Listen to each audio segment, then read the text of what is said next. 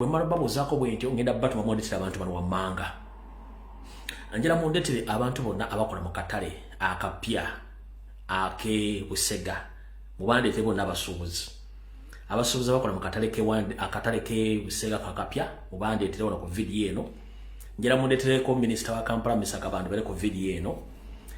Nsaba mumpite President wangu Robert Kyagulanyi Ssentamu nkusaba obere kuwana na security information jo kuwapone loop jo resenyonye. Mukuru Francis zake butebina obere ku video eno ba MP mwena mbagala ku video eno njagala abakwasaganya Bank of Uganda mujje ku video eno abasajja ba NRM mbere ku video eno yoseriti bahabulwa kukomeddewo badde mpumudde mwenako ezo nkomiyewo yoseri nkomiyewo Salimu Salenja alobere ku video eno Salonga Mulengeja wasanya futu badde mmengo nawe nkomiyewo njagala obere ku video eno baje kusindikire kujiwulira bulungi nnyo kubana nkwetaaga mu lwaliro abasigadde tujja kubatambula mpola njala mumpitire mumpembe James Birungi akulira Semwaye njala mumpitire omukulu akulira amyoka akulira iso Emeka Tabazo wele ku video eno n'abantu abalala bajja tusangayo ku video ngo tugitambuza mpola kale muna bakatuka mbatomeddeko ngenda kuyisa wakalango kamu tusimbule video. Alright, ogwokusharinga ogwokwogera gwange kale akalamu kano kabaganda baffe bonna ba comrade bali bwangale mu gwanga lya Bungereza mwe namba tumeddeko nnyo kagamba bugata people power no UK chapter end of the year Christmas party ngeneja kwenda kuna kusomeza 13 mwezi ogwa ndako ya gwadda ndoza yawedde kubenda kundaba 3 November already na kusomeza mwezi linnya kale akalamu kankaleke akalamu ko kabadde kakoze iki kale kundoza pati yawedde yabadde yeyo akonkalese kati njala tandikene video bulamba ngenda kusooka kola security alert bamala kwisa security alert then nkole program ngabo ino okubeera okusookera ddala njala mumpitira wano omukyala gwe bayita mukyalo nali na mweso ni wasala nnyo muwogerako naddala bannamawulire abakola ku TV Uganda basala boogerako ate n'ekirala saa siri nnyo muntu alwana ennyo entalo n'abakyala saagala nnyo kulwana ntalo n'abakyala ku social media kuno ne ba social media saagala nnyo ntalo wakati wange n'abakazi sikyetaaga kuba nzalibwa mukazi abakazi bawe ekitiibwa naye buno bakanjala busindikira bannamawulire monna abakyala bali Uganda bali ku mawulire ngenda basaba ndowooza amawulire agamu ng'esonyi mugaleke temujja gasobola saagala mufuuke nnyo ekitagasa ku media nkiddamu kano ke kalowoozo kenkabasabe ngenda kusaba abakyala bonna abali ku media naddala bali ku social media nabo bali ku mainstream medias ngenda basaba waliwo ebintu byotasobola gendamu omukyala bw'ojja ne ku social media nolaga nti gwate emboozi zo za lugambo nnyo oba olina ekifaananyi ky'osindikira eggwanga nti abakazi bonna kati ba lugambo nnyo tebakyalina mugaso jjukira nti abakazi ekibawasisa okubateeka ewaka mufuuka bakuumi ba byama yo munajja ku social media okutandika okwogera ebigambo bitakwatagana ng'empale za Museveni mwono n'ekitiibwa ky'abakyala nammwe kennyini okweweebula omukazi buli oyogera ekigambo nga tekikwatagana ng'empale ya Museveni oba oweebula ekitiibwa ky'omukazi ngenda basa mwenna abantu bali ku mainstream media abakyala nga mu mainstream ne social media nga temusobola kwogera bigambo bituufu ensonga ez'okwogera ebigambo bikikinike mu biziveeko muswaza ekitiibwa ky'abakyala njagala basa busabi ekyo mukiteeke mu nkola. Alright, ntandise bwentyo ngenda kusaba n'aba comrade abakola video ku social media platforms ez'enjawulo okuli Twitter gye muyita X okuli TikTok obwenyi w'ekitabo mwe gyemumanyi nga Facebook mu WhatsApp groups mu commenting ne ku postinga nze wano bategeeze ekigambo kimu kitegere bulungi nnyo mwe bali kulwana ntalo ezeggwanga n'okwogera ebigambo nga birina okwogerwa kyetaagisa abantu bagumu nnyo okwogera ensonga zino ziggusa kubanga zirimu okutiisatiisa kale eyako okutiisatiisa gw'ojja okuguma okwogera ensonga zino kati buno bakanjala bo baweereza. Alright, gwe wenna ng'oli munnayuganda olina omulimu gw'okola ng'okufunamu ekigula magala eddiba nga baziyita nsimbi ng'omwezi gugwako ne bakusasula ssente oba oli asikaali mu mawanga ga Buwalabu oba oli house manager be bayita bakadaama ng'ofuna ssente tebangayo muntu yenna atakuliisa atakunywesa atakupangirisiza atakubanja atandika kwigula ttama nga akuyita erinnya Kadamu bakuyita asikali no teri muli mubi ng'oyingiza ekikumi. Abantu bangi bali e Kampala tebalina kye bali ne bajja ku social media okunafuya ba house managers oba betuyita bakadaama ngera bba ekifaananyi kye babasiigira balowooza nti abantu abalaba tebategeera. Njala kutegeeza gwe TV presenter oba social media analyst oba kyonna kimweyita abali ku Uganda mulekerawo akamanyira kasumagiza eyalira. Omuntu yenna bw'abanga akola omulimu ng'asasulwa ssente kitegeeza eyo professional ye. One, mu nsi oba wasoma bati wasoma weetaaga ebintu bibiri. Weetaaga ebintu bibiri naye ng'ebintu ebibiri bikufunisa ssente.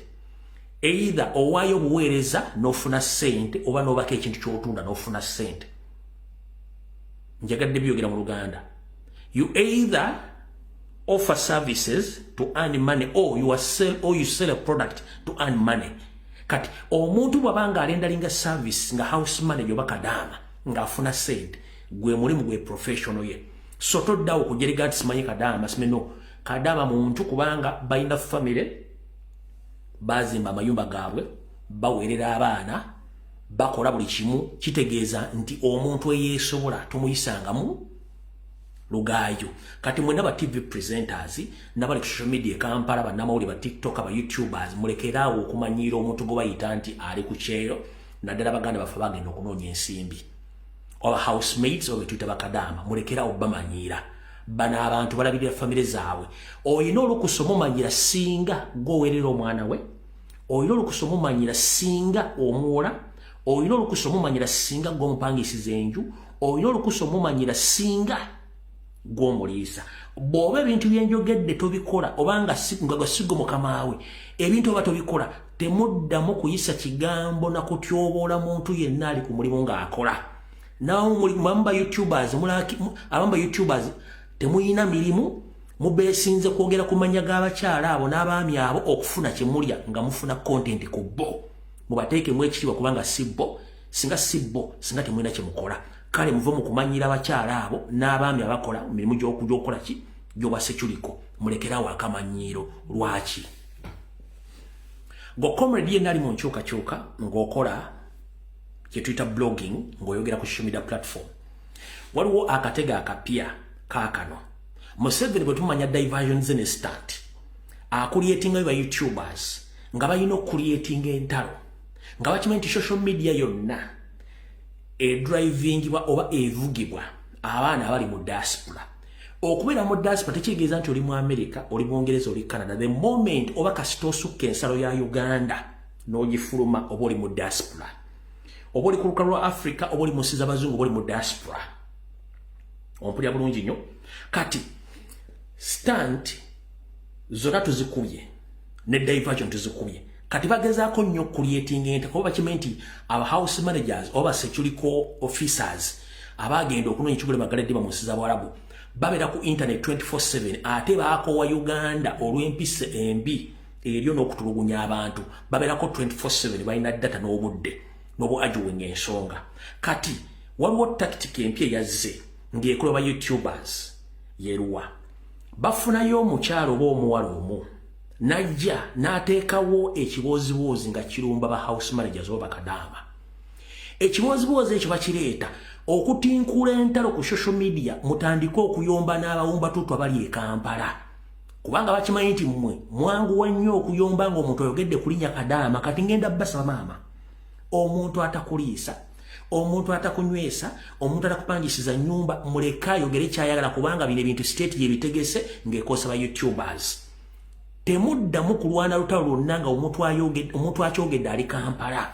Abasinga obungi Kampala obanga olina omulimu teri muntu alina budde obere ku internet kudda kwogera bibozibozi bitagatta. Abasinga obungi abali bibozi ebyo obufumbo bw'abalema tebalina bya kukola bo bennyini bayinza n'okuba nga tebamanyi batudde nti bali batudde boogera. So ngenda kukusaba yenna omuwala ali mu housemaid, house manager oba security officer ng'oli mu Middle East oba oli mu nsi z'abazungu temuwa budde muntu yenna ali Kampala kubanga Museveni kyayagala okucreatinga entalo zino mubere ku social media muve ku nsonga ezikwatagana ku nsi yammwe batandika bayombesa.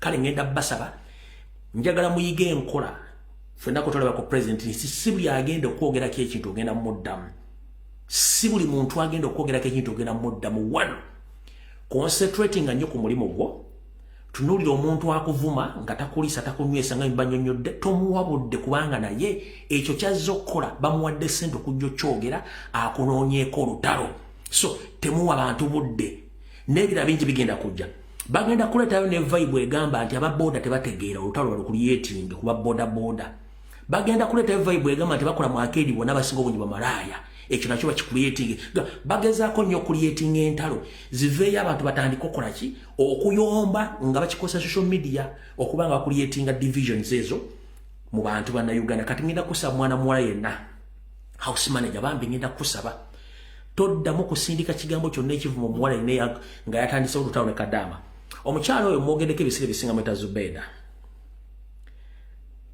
namwogerako luli nagezaako okwagala okunnumba ne muwoninga naye mukyala gwe Zubeda byantalo ngenda kusaba ekigambo kimu bw'oba toli munnamawulire nga wafuuka YouTuber ngenda kusa ebintu ebyesonyiwe one entalo ezirimu okulyetinga okuvuma abantu naddala abantu abafuluma eggwanga zeesonyiwe kuba tomanyi bantu kye bayita mu Bulaaya oba oli wa security oba oli akola bwa house manager oba oli bus driver oba oli neekolera jange please ebintu bwemuba mukulyetinga emboozi mwesonyiwa abantu kubanga temanyi bantu lamu kye bayitamu gwoba oli bulungi nnyo ku mboozi zikwatagana ku famire naawe ng'omuntu so mulekerawo kulyetinga entalo ku social media ekyo nkibasabye oba nkikusabye mulekeraawo era wano bato kikomeza tulaga olese kati watandisiro Bakadaama twalutegedde singa onoddamu n'oleeta ekigambo kyonna nga kivuma omuntu yenna gurupu y'abantu abeekolera emigimu gyabwe muganda wange omumanyi bulungi nnyo njala kukulozaako buloza olina ebyennyanja mu ngalo bwe mba njogera ekigambo nti olina ebyennyanja mu ngalo oba olina ekyennyanja mu ngalo statement gyenkoze ogimanyi weesonyiwa abantu abaafuluma ogenda okukola kubanga tomanyi lwaki baagenda mwe muli Kampala muli ku ssente za gavumenti musigale okwo wabula statement giga nti olina ekyennyanja mu ngalo oba olina ebyennyanja mu ngalo kyenkugambye statement bw'oba ogitegedde bulungi nnyo weesonyiwa abantu abagenda okukola entalo zemukulyetinga muzikomyawo awo tuvuddewo kati waliwo omukyalo ono nga sinagenda wala nnyo nagaana omuwa obudde naye leero kambumuwe omukyalo ono yali akola ku Baba TV mumumanyi omwita Namukasa nga mmanyi titera kuvuma nnyo bakyala era siyomba na bakyala omukyalo ono yampalampa nnyo mabegako ng'akyakola ku Baba TV saamuwa budde kuba siyomba na bakyala era mukyala Namukasa buno baka njala bukusindikira bakuweereze nti nze ng'omuntu mpa ekitiibwa bakyala era siyomba na bakyala wabula kuno okulabula kukanjala kugamba nti ensonga ezimu zeesonyiwe tojja zitegeera lwaki wagenze n'okola ka video kano ng'ogezaako okulaga abantu abagenda okunoonya obudda mu ggwanga lya Canada nti bagenda badipotinga olw'okuba gavumenti ya Museveni yasindiseeyo balooya ba gavumenti bagende babisha ne migration ku misango gy'abantu abeeyita nti badduka mu Uganda gavumenti ebanoonya gwe n'ogamba nti olina information aga nti bagenda batikka wano mukyala Namukasa njala kugamba ekigambo kimu ensi gy'oli mu Uganda yandibadde eri better than other countries in Africa singa teyali Museveni era ensonga lwaki abantu badduka okuva mu Uganda factors ziri bbiri emu eri political endala economical factors ziri bbiri omuntu singa gamba nti factor gyagendeddeko eri political eri economic egobera bugoberezi thereafter nga amaze okufuna kyayagala naawe siggwe ali obulungi okusinzira mu ndabika n'ebigambo byoyogera kubanga omuntu ali akozeko ku TV bw'otandika okusabuka ebigambo kitegeeza nti oloozinga credibility kansooke nkunyonyola nga sinazannya ka video kano one ensi ze tulimu ne ba comrades bali mu Canada ensi zino zasooka kukola mateeka era eri abazirwani okutuuka we ziri wazza n'okolaka video kano simanyi obamanyi amateeka batagomaye mateeka waliwo endagaano ezaakolebwa ku mutendera gw'ensi yonna oba zibayita Geneva Convention laws mwe mulina amateeka agatwala ba refugee omuntu yenna singa ava mu nsi ye n'adduka n'asala ensalo n'ayingira mu nsi endala amateeka g'ensi yonna ge gamuvunaanyizibwako si ga Uganda kyekisookerako ddala njalo kitegere ekyokubiri nti bwe ganga amateeka g'ensi ge gamuvunaanyizibwa kitegeeza nti waddemba okuteekayo kiremu yenna yonna ey'omusango gy'ayagala oteekayo okusinziira kiba kimuddusiza mu ggwanga lye era ensi gy'aba agenzemu yeevunaanyizibwa omuwa obudamu n'omuwa bannamateeka omulambulira amateeka bwe gasoma ompulidde bulungi nnyo ekyo nga nkimaze omuntu bw'ateekayo claim ye ate ensi gy'avuddemu tagiggulako musango era tagenda nayo mu kooti kuwoza nayo musango bintu biri manyi mwesiriwaza nnyo nga muli e Kampala muli ku TikTok nkiddamu amateeka g'ensi yonna agavunaanyizibwa ku banoonyi b'obuddamu singa monna Uganda asala ensalo n'agenda e Kenya aba avunaanyizibwa ku mateeka g'ensi yonna kasita asaba asayiramu ompulira bulungi nnyo era ensi eyo eteekeddwa omuwalooya okumuyitira mu mateeka n'okubabuulira ebizibu byonna ne balaba mateeka akyagagenda omukuuma n'okumuwa obuddamu ensi gy'ava tagiggulako musango era ensi gy'ava teggula musango ku nsi gy'aba alaze no era tebaggulawo musango opene mu kooti nti omuntu oyo avudde mu Uganda agenda kuwoza n'eggwanga lya Kenya bazze omuntu oyo tekisoboka mugenderere nga mukola video zino muri mu Uganda mukola blackmail no propaganda okubuzabuza banna Uganda batamanyi mateeka mukyala Namukasa si kuvuma wabula nkutegeeza bwe bakusindise nga mutandise okwagala okubuzaabuza abantu mu kikomye kankunyonyere bulungi ng'omaze okuzanya ka video kano kategeere mulya bulungi nnyo ono munnamawulire abeera ku social media nayogera bitakwatagana empalo ya Museveni wulira era gavumenti ya kuno yennyini yahayalinga looya baagala ekibiina kya NUP bakijje e Canada baagala ekibiina bakikole ki bakijje Canada era buli kiisi muntu eyagendera kwasayira mu mbusimanya baagala okutta Uganda mwalimbalimba abamu mubaagala okutta sinabagenda batta omusango guli mu kooti ye Canada the moment the government ya kuno we proving anti bana abantu bonna abasala asayira mu Canada balimba bagenda kubakomyawo in case nga ba proving na yenze yangambye bana abantu lawyer wa government ya kuno ali gwe baba wadde Canada mukambwe nangamba Namukasa bayinza okutukomyawo the likes of Bini Uncle Bini aye wisdom. Alright, mukyala Namukasa amateeka ga loud and clear amateeka g'ensi yonna obadde mu Kampala emyaka gy'olina simanyi oba olina emeka njagala ombulire olunaku lumu wali owuliddeko omusango mu kooti ya Uganda nga ba asylum seekers baguddeko omusango ku gavumenti gye bavudde katugambe oli avudde Congo ng'entalo ze zimuggyeeyo n'ajja e Kampala n'afuuka asylum seeker wa refugee n'agenda mu kooti n'eggwanga lya Congo ne bagenda mu kooti e Kampala oba mu Sudaani oba mu Somalia oba mu Eritrea oba mu Nyarwanda njagala mpulire keesi emu nga refugee yenna yali abatolinze mu kooti n'eggwanga gy'ava nga bali mu nsi ndala oli munnamawulire obadde ku TV essimu zino muzikwata naye temumanyi buzibuli mu ssimu zino n'amateeka nkunnyonnyodde ne nkugamba nti omuntu yenna kasita abuuka ensalo y'eggwanga lye n'ayingira ensi endala oba ajjidde ku nyonyi oba ajjidde ku bigere oba awuze buwuzi amateeka g'ensi yonna ge gaba gabuvunaanyizibwako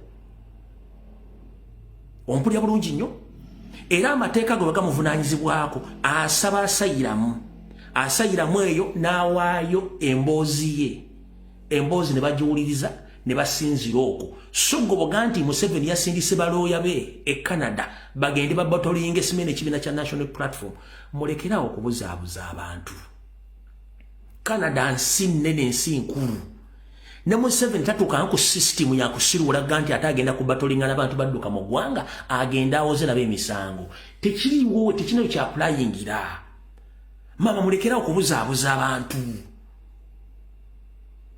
mbadde sikuddangamu wanvumira ebbanga oli ku TV yamwe baba nenkuleka wabula njagadde kukola kye tuyita clarification n'okutegera amateeka g'ensi yonna bwe gasoma mukyana mukasa lekera oswaza ekitiibwa ky'abakyala oswaza ekitiibwa ky'abakyala lekeraawo okwogera bitakwatagana ng'empale za Museveni tayina buyinza busindika looya kugenda kubatolinga na refugee wanasayira mu siika ali mu Canada era tobangawo keesi egamba nti refugee number gundi is battling with the government of Uganda. No,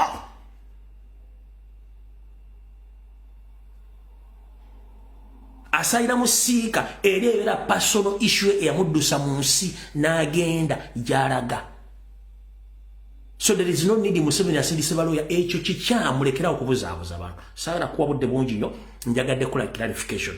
Ate wandikola ekintu okulumya omuntu n'owunzika ng'oyambe muyambe ekkiriza waki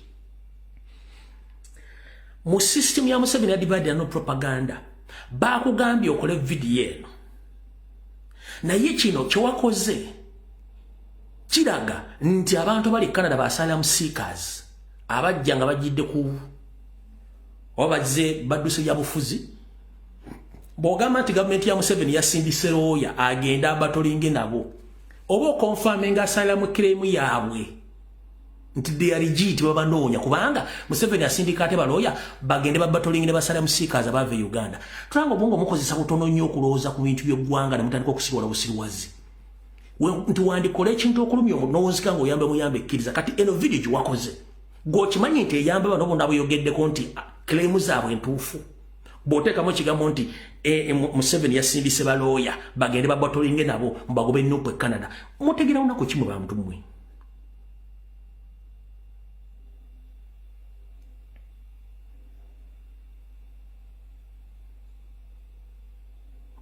oba otegera lunaku ki statement eno video gyewakoze yokka ne bagitwala mu kooti bano basaliramu claimants ne bagitwala mu kooti ngerimu ekigambo nti Museveni yasindise looya agende Canada migration abatolinge n'abaana ba Nuupu ne Nuupu kiba kiwedde.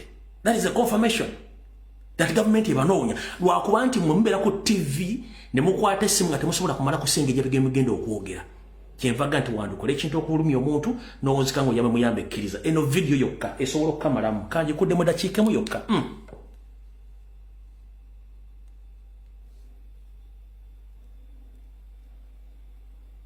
eno era gavumenti ya kuno yennyini yahayalinga looya baagala ekibiina kya Nuupu bakijje e Canada baagala ekibiina bakikole ki bakijje Canada era buli kiisi muntu eyagendera kwasayira mu mbusimanya baagala okutta e Uganda mwalimbalimba abamu mubaagala okutta sinabagenda batta omusango guli mu kooti ye Canada. The moment the government ya kuno we proving anti bana abantu bonna abasayira mu Canada balimba bagenda kubakomyawo sigenda kuwa budde bungi njagadde abantu kano bajjaka kusala bajjaka kuwa okendeze ku bigambo ina bingi nzero tulisinkana mu bulamu bwa bulijjo nga gavumenti ekyuse nja kubuuzaako wano njagadde kutereza mbutereza awo tuvuddewo katusooke tugende ku security alert then tugende ku nsonga endala.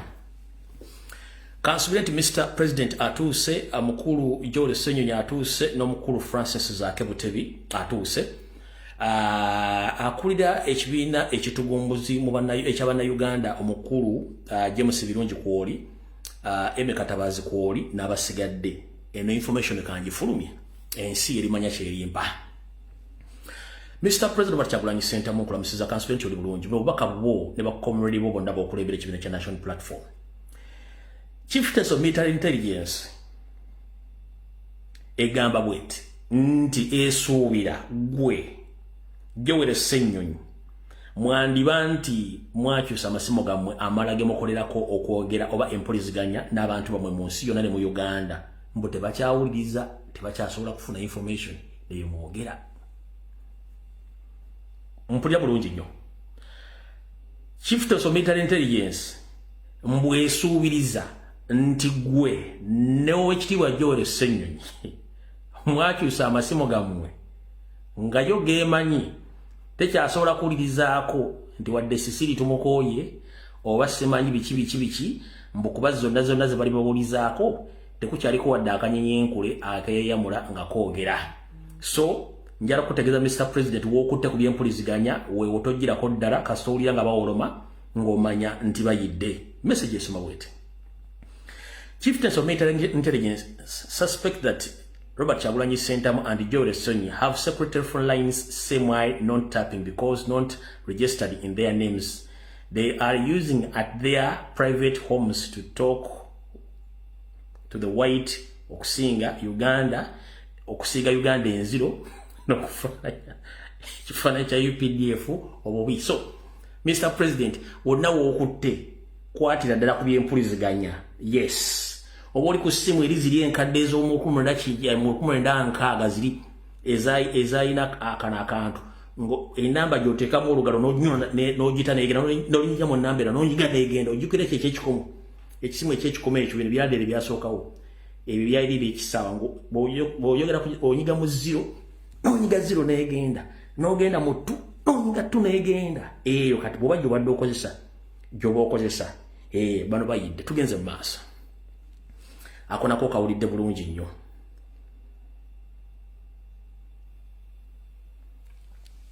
Nakano kaka. Same way experts working with Muhanga Kahanga, they are trying to look for ways on how to get Robert Kyagulanyi Ssentamu and Zaake and Ssenyonyi baagala mu barading nga muli basatu oba buli mu mufino lunaku bakwate babatwale basobole okubaako gye babanyigira nga boy baagala. Ekintu kino kikuliddwa Kahanga Muhanga nga inamu n'abasajja basinziza nga muchunguzi Barnabas bano bonna bagenda kujja nga beyambalidde nga baagala okuba nti bakola ebintu baagala. Era mu workshop ze mukola ngenda kusaba Mr. President workshop zonna zikolebwa e Kamoocha ne meeting ezibera okwongera ku security n'okukebera abantu ebyogera byabwe babaze okusinziira wawe bazze okusinziira ddala e Kamoocha ku ttendekero ne ku kitebe ekikulu babenga tebasobola kujjanga betadde mu kiti ekitali kyabwe. So ekyo nakyo muberenga mukimanyi bulungi nnyo. Era bagamba nti seemwayi ng'ekozesa abavubuka baayo ab'omu Lubigi kuno okuli Nuwabiine Ibula ne Sulambaya bano basindikiddwa Betiyana okugenda okunoonya Honorable Zaake tiimu y'abantu 5 ey'abasajja baagala okutta Zaake. Era bapulaninga ebijambiya nga nabategeezezza mu constituency y'omukulu Zaake. So nno njaga kutegeeza mukulu Zaake kasitoba nga gy'oli ebintu bino bitegere bulungi nnyo ebigenda okubeera mu constituency yo obitegere bulungi nnyo. Alright. Kati kano mukawulire bulungi nnyo. Mulabeka video akagenze ku mutimbagano nga omukulu wa Sanyakawo Charles Peter Mayiga ayogera ebitakwatagana ng'empale za Museveni agambye mutunde ettaka mugye ssente zammwe. Nenjala bagamba nti omukulu ono weyajjira mu Buganda mukulu Katendo muleeta yali tayinadde ekijiko ky'ettaka n'ennyumba mwasolerweza naye yamwannyina nabagambadde kino mugamba kiproving wrong kyamulima okuprovinga. Nsaba okuluma kutukwa Ssaabasajja Kabaka newankubadde olunaku lwakusatu omugole opera mutegeeza nti omukulu ono enteekateeka yali ekuwaayo olubiri ekyamutuddemu ng'enjovu bwetudde mu nannyiniyo Njovu Enterprises. Yagambye mukama we Jerusalem Sadako Andanaho Kisawovuga ne Joseph Bahabulwa saako ne Muhoozi nti bannange ogwange nagukola naye omusajja uunaazu kusaza engulu kati akamirwa bina nze olubiri naluba kwasadda naye okuba nti waali kiyinza okuba ekizibu okumenya olubiri olwo n'okutwala ebisigadde. Kale mufube mulabe engeri gye musobola okukwasaganyaamu ng'obudde bukyali omukulu nti mugyewo mutwale bye mwagala. So Nsaba ko makutuko Ssaabasajja Kabuuka mutegeeza nti ebyokwenda byo binyweze nga bino okunywezebwa kubanga ono omusajja already ali mu kumunnaku ze zisembayo Wasanja Kalutya Peter Mayiga yagaba kamabe nti gwo mulemesezza okuwa ebintu nga byali abikoze ki bwe yali abagambye nga jabbi waayo. So omukulu ono yagambye Museveni nti Ssaabasajja Kabaka yalemesezza essaawa zino era amugambye nti mugezeeko okusindika basajja bammwe bambega bagezeeko okulaba nga balondola Ssaabasajja Kabaka wonna waali n'okumutuusaako obulabe bo basobole okumaliriza ddiru yaabwe ey'okutwala olubiri n'okulusaanyaawo. Mwenna abayita ku lubiri Emmengo luzamukira nti olubiri luno lwagwamu ku sayidi eno esayidi eno eya wansi ku ludda lw'Ekatwe ne bukyanga lugwamu wattu baasiba obusibi buveera bwa kiragala era baagaana okukola ki okuluddamu okulutereeza nga bwe kirina okubeera kubanga sente mu nkuluze mweziri lwaki kubanga baagala okukola omugguukiryo ogw'okutandikirako. Awo nawo nvuddewo gwe wenna muganda wange ng'olina muganda muganda asavinga mu UPDF wuliriza bulungi nnyo ku buvuyo bwonna obadde South Sudan. Yoseriti Bahabulwa yasindika amagye gaffe okudestabilizinga South Sudan naye basse bali ne badda ne mukati ne bewogoma era bangi battiddwa okusinziira ku sose zange bakomezzaawo loole 3 bugule nga zijjudde ez'emirambo era emirambo gino negiziikibwa mu division ey'okusatu mu barracks e Makenke. Message esoma wet Museveni secretary sent troops to destabilize South Sudan, but they have been killed. March. This weekend we have brought back 3 lorries full of dead bodies of UPDF serving officers secretly be buried at our 2nd Division barracks in Makenke. So mutegedde bulungi nnyo baakubye bali ne babatta ne babaleka ne mu luki ne baleka ne mu kkubiro. Jjukira eggwanga lya South Sudan buli jeno ayina ekitundu kye kyafuga ensi yafuuka failed state kino kyo mukimanye. Kati awo nawo mutegeddewo kati waliwo kyenjagala osooka okusumulula wano then tulyoke tugende mu information yatuleese bulungi nnyo. Akamayiga ke kano wano oba naakaddira oba nsooka eno information ndoza kansooka eno information byokonkomula akamayiga kansooka nzina eno information. Alright, mubadde mulabanga Museveni agamba nti waliwo ennyonyi y'Amerika eyajja netandika okumubega ng'ebega okuva Entebbe negenda nebega mu bizinga Esese negenda nebega wa eno mu barracks eno kusaidize nebega Bombo negenda nebega ne Kasongola nayingirako ne Kongo era mubeze nnyo atidde. Kati mubadde temumanyi lwaki kino weekiri. Of course alina okwogera okulaba nti atya naye entabo yavudde ku ki entabo yavudde ku kino era tebannakibagamba okusinziira ku mbeera nga bweri. Eggwanga lya Kenya mu butongole lirina banka lirimu ku mawanga ga Afrika amatono ennyo agalina banka enkulu eya Amerika nga balina ettabi lya banka eyo mu Amerika mu Nairobi. Era gyevuddeyo katono lyateekebwa eggwanga lya Kenya lyateekebwa mu ba-members teribadde NATO member ne lyateekebwamu oluvannyuma era ne balikkiriza amawanga gonna ageegattira mu NATO ne gakkiriza nti gagenda teekawo okwegezesaamu okw'enkizo omwaka ogujja era nga kutandika gugenda tandika ngenda basomera bulungi nnyo. Message esoma bweti: the newest major non-NATO ally Kenya, US begin planning justify code 2025. Message bwesoma kanji basomere musoke mutegere lwaki ono omwami akoze eki lwaki atidde. Kodi bwetyo bwesoma wamugira bulungi nnyo. Kodi bwetyo bwesoma kati kambasomere bweti. Vicenzo, Italia. The initial planning event, IPE, for exercise justifying a code 2025 in bracket JA25 took place from June 20th, 13th, stage 4, multinational military exercise scheduled for February 10th to 21st, 2025 in Kenya. This crucial event brought together a diverse delegation including representatives from Kenya Air Force, Navy, Army to collaborate strategically and logistically aspects of the upcoming exercise. The planning events come less than a month after US President Joe Biden named Kenya a major non-NATO ally, the first in sub-Saharan desert. JA25 is posed to be significant military exercise aimed at enhancing the cooperation and interoperation among the participant nations. Event in Venice focus on the fine-tuning the operation framework during all that participant forces prepared for the challenges ahead. This year exercise will prominently feature the multinational field training exercise at the counter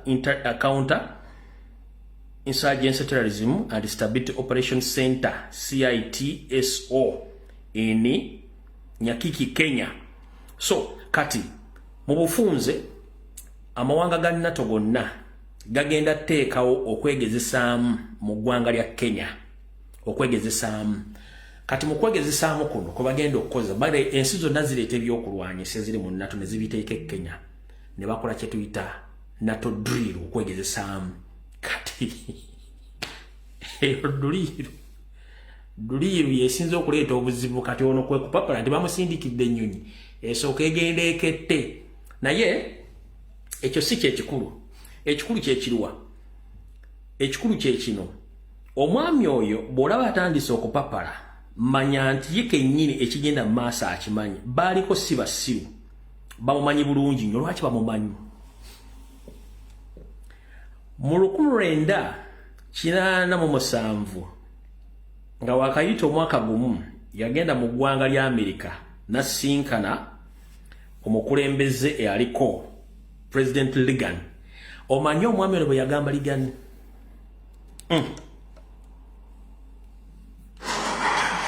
Mr. President, I started fighting Gaddafi before you started. Right? I started fighting Gaddafi before you started. Museveni yagamba President Reagan nti yatandika okulwanyisa Gaddafi nga Amerika tennamulwanyisa. Bino yabyogera mu 1987 mu ggwanga lya Amerika nga sinkanye President Ronald Reagan. N'amugamba yatandika okulwanyisa Gaddafi nga Amerika tennakola kinamutandika mulwanyisa. Kaakano si byange. Mr. President, I started fighting Gaddafi before you started. Right? I started fighting Gaddafi before you started. Kati okalyadda kaddadda envunyu ogirira mu katiko n'ekulinda mu kofi. Kati Museveni wonna wooli. Ffe tetulina buzibu naawe. Buli kyoyagala kikole. Remember, tubadde nga tujja tukola video wano nga tulaga amawanga gano nti okulagana ne amambuka ga Korea, okulagana etteeka munda, okulagana ne China. Nga tokimanyi nnyo nti Uganda yali ekuumiddwa eggwanga lya Bungereza ne Kenya bwetyo. Kati ate ng'ensi zino ziyina ebigendera byazo mu nsi eza East Africa.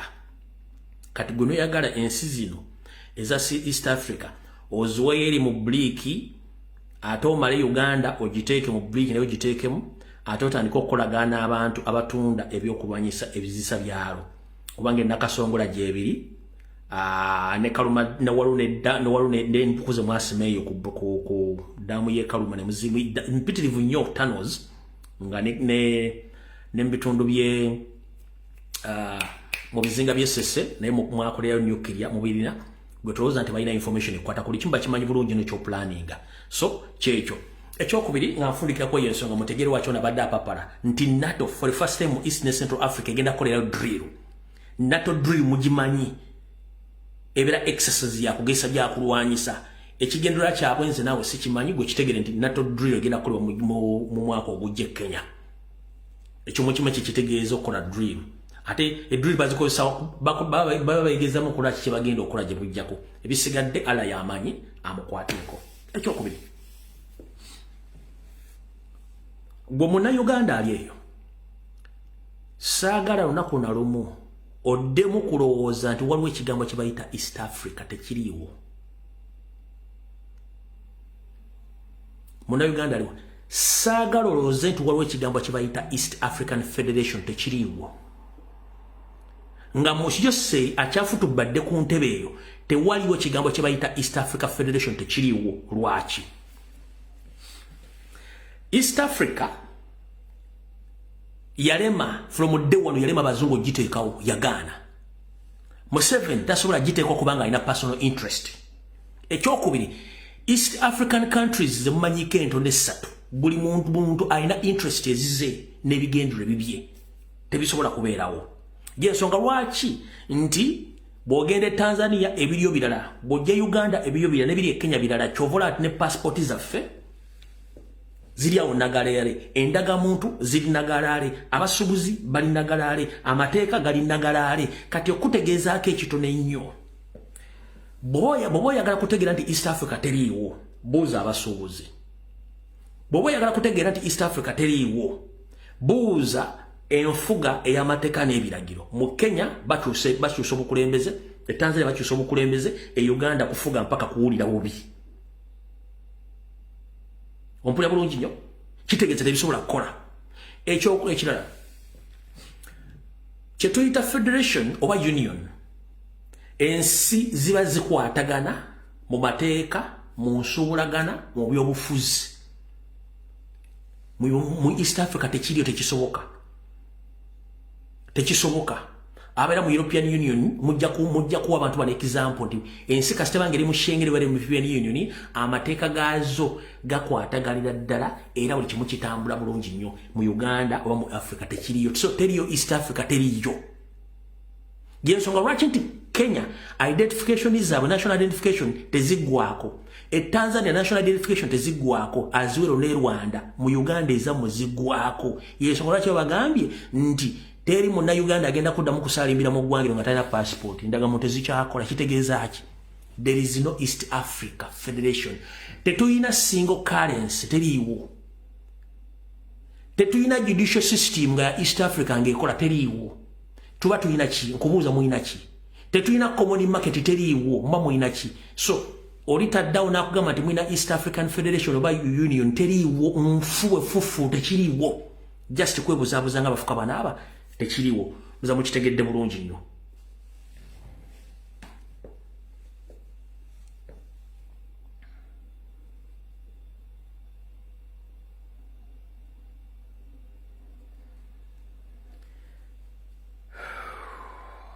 kati tutandikidde wa wanjala tutandika video eno buterevu bwayo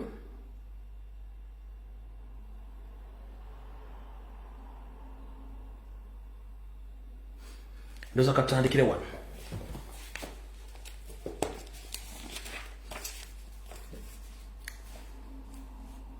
kansulenti mwenda abadde ku social media ewiiki ewedde n'eno yonna buli video ebadde ku social media obadde ogiwa obwongo n'ogitambulirako n'ogiwulira bulungi nnyo ngenda kukola kasitole kano ne kajja kwetaaga okuba nga laamuwa akola bulungi nnyo n'okwetegereza bulungi nnyo naku z'omwezi linnya ogw'Ekumi mwaka 2022 alright mujjukira Sobi nti baamutta si bwe kiri mujjukira nti Sobi yafa yes baani abatta Sobi njagala wano kati omuntu ng'obwongo bukola Sobi mujjukira nti yafa yes baani abaamutta waliwo ekibuuzo yali gurupu y'abayaaye yali gange yatta Sobi under the influence of CMY ne ISO mumpulya bulungi nnyo eyo gurupu mugimanyi teryagimanyi wabula kasitole kengenda okubasomesa mugenda kutegeera gurupu eyo yaani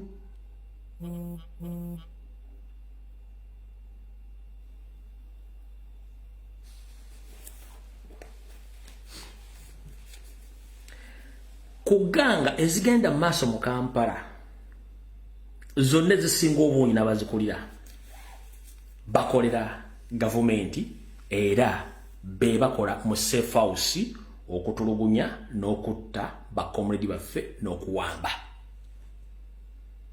era bafuna targeti z'abantu abatumiddwa okubakwata ne babatta mukitegeddeko nti wiiki eno ennyini gyetutandise nirewedde baata gurupu 2 ez'abantu mumpulya bulungi nnyo baata gurupu 2 ez'abantu wabula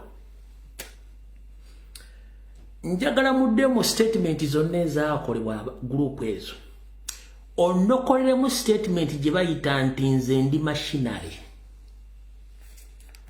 mu statement zonna ezaakolebwa gurupu nnoonyezaamu akagaka oli we yagambira nti ye machinery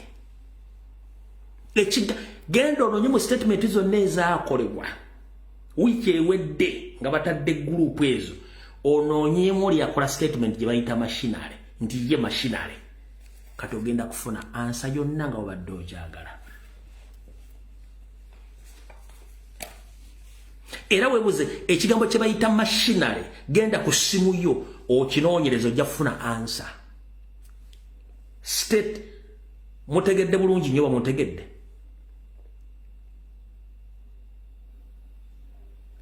nkugambe gwe obwongo obukwata kitono tojja kutegera vidiyo eno tojja kutegera vidiyo eno naye nga ngezezaako nnyo okutegeeza ebintu bino bitegeere genda onoonye mu statement emu omuntu yagambira nti ye machinery kuki era onoonye ekiga kye bayita machinery akola mulimu ki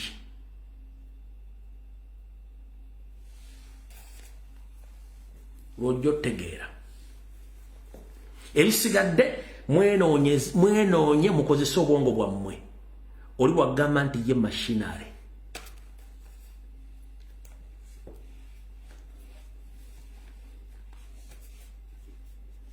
olyoka okitegeera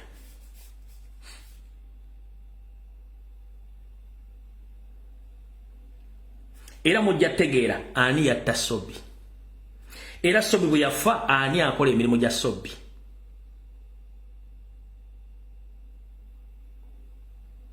Sobi bwe yafa ani akola emirimu gya Sobi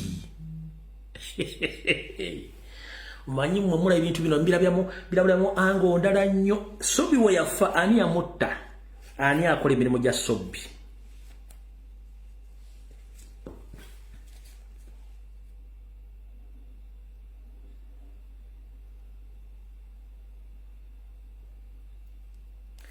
ani yatta Sobi era after Sobi ani akola emirimu gya Sobi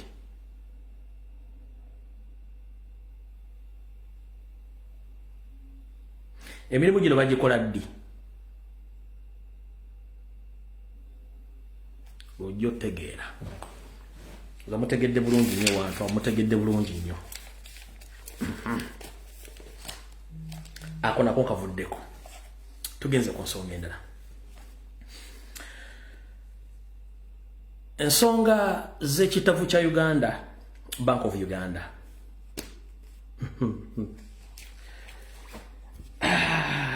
Uganda zabo nga siggo omusima omwami ono yagambye bwati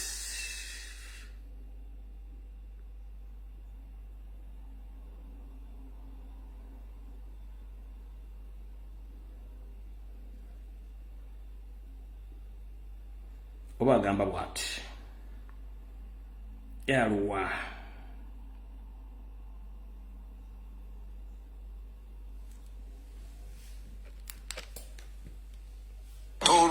that will make this economy going behind.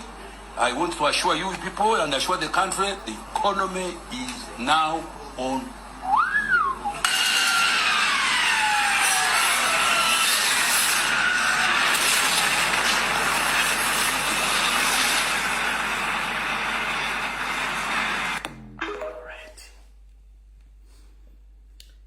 Yabagamba genda bawa assurance nga economy etambula etya economy etambula bwe. Sabiti ewedde amawulire gasasanira emikutu gy'ebyempuliziganya nga bwe waliwo ensimbi obumbi nkaaga ezaali zibbiddwa mu banka enkulu nga ne gyebuli eno abeenyigira mu kikolwa kino tebamanyiddwako mayitire. Minisita w'ebyensimbi Matia Kasaija amakya ga leero naye avuddemu eddoboozi ku nsonga eno n'ategeeza nti okunoonyereza kukyagenda mu maaso wabula nga n'asangibwa nga yeenyigira mu bikolwa bino wakukangavvulwa. What do thieves? The thieves which are who are stealing money from government, including even those who are in the government. Didn't you hear me when I was telling the president in Corona? You heard me? Did you hear me? Yes. There are bad elements in society, and that one it is difficult to wipe out.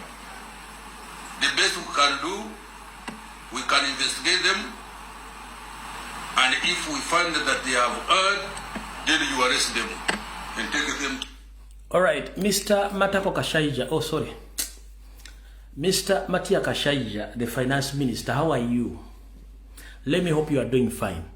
First and foremost, before you annihilate each and every thing you're talking about Bank of Uganda, first arrest your boss Museveni. If you have guts or powers to arrest, first arrest Museveni, go and arrest everyone in the Bank of Uganda, and you arrest yourself. Matia Kasaija, arrest your boss Museveni, arrest all the staffs of Bank of Uganda, and yourself. Covered the kwanjula. Tebakulya sente wadde n'ekinusu. Eno information nze nagitandika era kangimaliriza olwaleero. Teri TV, kebe radio, kabere bloga yafuluma information eno nalinze.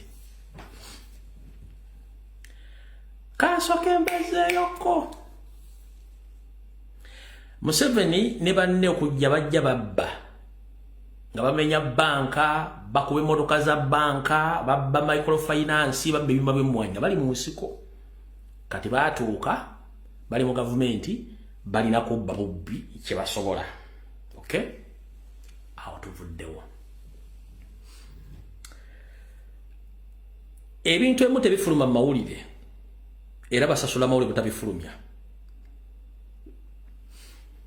Yoseri tibahabulwa rutabayisirwa mutabani wa kale kyensi yeta muzeyizedde ensanga bisibe nanyini kabuyonje etambula. Buli nsi alinayo agent we ngali well off financially ate nga nabatuuze. Buli nsi Yoseri alinayo agent we ngali well off financially nga n'obutuuze babulina mu nsi ezo. Nga akaunti ne beguddeko akakadde ka dola obukadde bwa dola 10 teri nduwe kuba mu nsi nti sente nyingi. No. Mufunye bulungi kati. Musekachi. Amusabira. Mwala ko na vibe yange.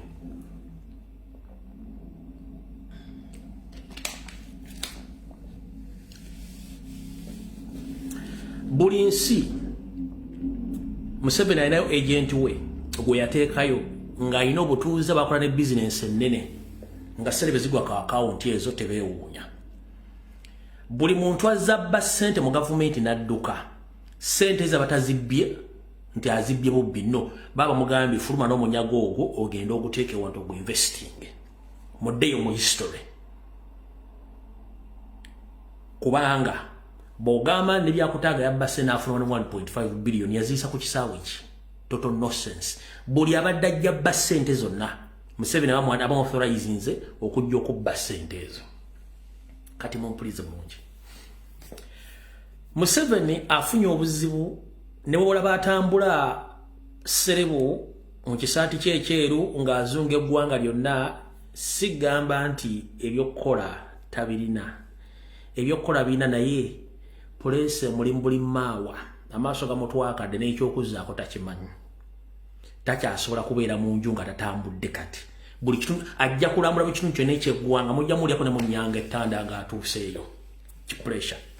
Tafunangako kye bayita resistance mu bulamu bwe nga gye mutaddewo since elections bwe zagwa 2021. spending the cent to neutralize people power NUP local na international era effect somehow mugiraba netukyalemeddeko mpaka kuwulira bubi sente zeyaka spending bukyanga kyagulanya jja ne ba bloggers aba national platform okujja zidda bolinga emyaka 15 ejja political career ye jabaddemu ng'azikozesa nchidda mugendo kinonyerezeeko sente Museveni zeyakakozesa okuva mu 2021 nga tumazaaka n'okutuuka olwewe enjogerera zidda bolinga emyaka 10 ebisanja bisatu ebya campaign ziwedde ng'ate akyazifulumya mpaka nga tuuse mu kalulu akaddako kati alina kubeera ku pressure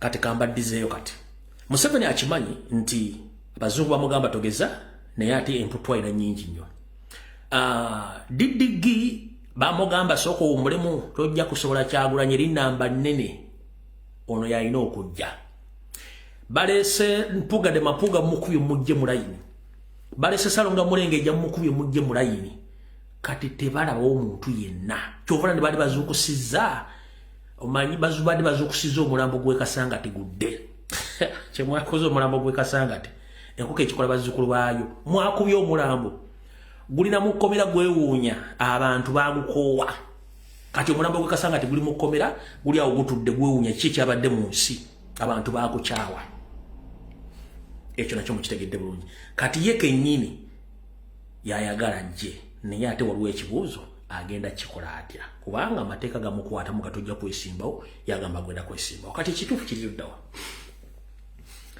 banoonya sente ez'okutandika okugula okuwa opposition okutandika okufokasinga okukuba Kyagulanyi yensonga lwaki mulaba bano ba Mukaaku bamabikke buli lunaku ku ofisi buli lunaku on daily basis bayina function nga boogera ku kigambo kimu Kyagulanyi nope Kyagulanyi nope Kyagulanyi nope on a daily basis lwaki sente zaafuluma naye sitaani ayina effujjo bwalaba ayidde gwagoberera wano nkyabalukira lugero batukire ku kyembadde mbagamba Mabikke omugenzi Sebana yamukolimira amugamba nti gwe ne bw'olikolota tolifuuka kyoyagala kufuuka n'amukolimira ono Mukaaku ye mufuwa jjo beebo those are political failures n'abalala kati badde bazukusaba Besigye ne mukubirawo n'afiirawo ekyo mukirekawo kati banoonya sente zibagenda okuwa opposition etandika okuba nti erumba Kyagulanyi nga tekifokasinga ku Museveni nkiddamu genda otunuulire opposition yonna tefokasinze ku Museveni efokasinze ku national platform ne Kyagulanyi abantu abo ebintu ebi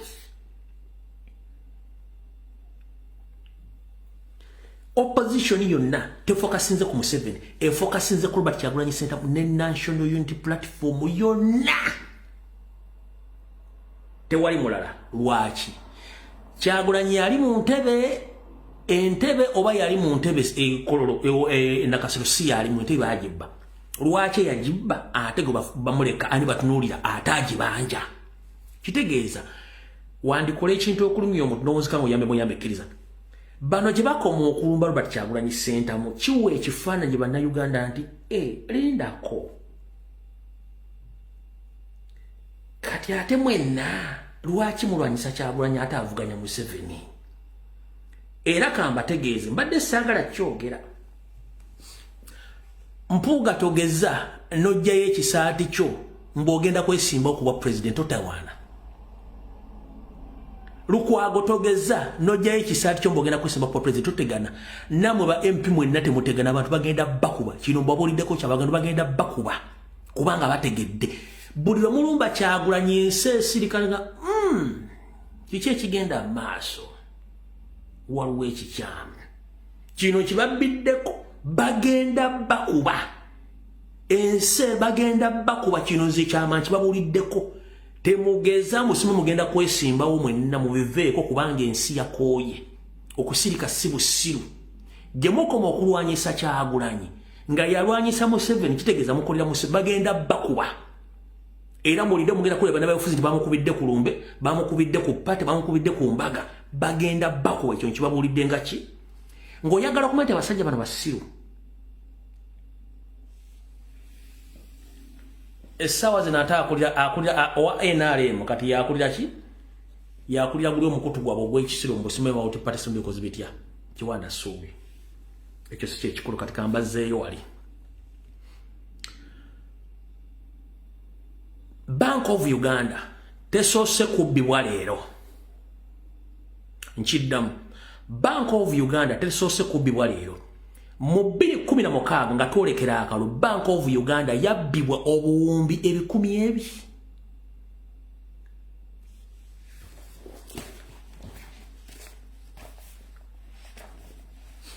nkiddamu nga tugenda mu kalulu ka 2016 tekyafuluma ku TV tekyafuluma mawulire tekyafuluma wantu wonna Bank of Uganda bagibbamu obuwumbi 200,000 bibiri nga tugenda mu kalulu Museveni yali ano yasale zigenda okuba campaign zagenda okukozesa mu delegates conference zagenda okuwa Besigye zagenda okuwa opposition okumuzannyira omuzannyo gwe mu 2016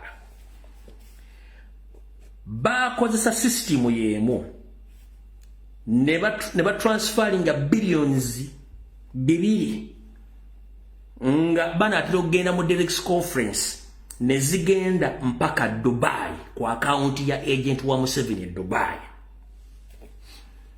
bwe zituuka Dubai ne zitulako bulungi nnyo ate fane enough sente zino bazibba ku Friday sente zino zibbwa buli Friday okusinzira ku history ne search gyenkoze Bank of Uganda bagibba bwe tugenda nga tunaatera okulonda ate bagibba ku Lwakutaano lwokka lwaki bagibba Olwokutaano kubanga bw'ogibba Olwokutaano katugambe banka zonna zikoma saa 10 oli bw'ayingira mu system n'akola transaction eyo ku ssaawa 10 ne dakiika 45 buli omu abakulozinga fayiro yo kudda waka kitegeeza nti abagimaliriza teri agenda kudda mu kutuna mbita mpaka Monday kati jukira ensi ezimu ku Saturday ne Sunday zikola kitegeeza bagenda processing sente ziri bazijje bazifune ngeno bana agenda okudda mu bitabo bya Bank of Uganda nga sente zagenze alina kino kakikujjukize teri haka asobola kuyingira mu computer ya Bank of Uganda nga tayinamu insider teri mubbi asobola kuyingira mu banka akolera mu bufere oba kubba nga tayina muntu wa munda guno mulimba gukoledde munda so 2016 Bank of Uganda bagibbako obukadde 200 ne zigenda mu Dubai kwa account yemu ne zituula ne bagamba yose sente tuzitracking ziri Dubai tuogere government ya Dubai sente bazizze omanyi yose kiyagamba yabagamba a bygone is a bygone. I don't want problems with those Arab countries because if we start engaging in economic wars, it will bring problems to my country and my economy. So leave the money to go. Nabagamba mutagala kwengeginga mu ntalo n'ensi ya Dubai kwezo sente bazikoleki bazireke. Oluvannyuma lw'ennaku 7 agent we yaddamu na transferringa sente zino ne zigwa ku account ya NRM Secretariat in 2016.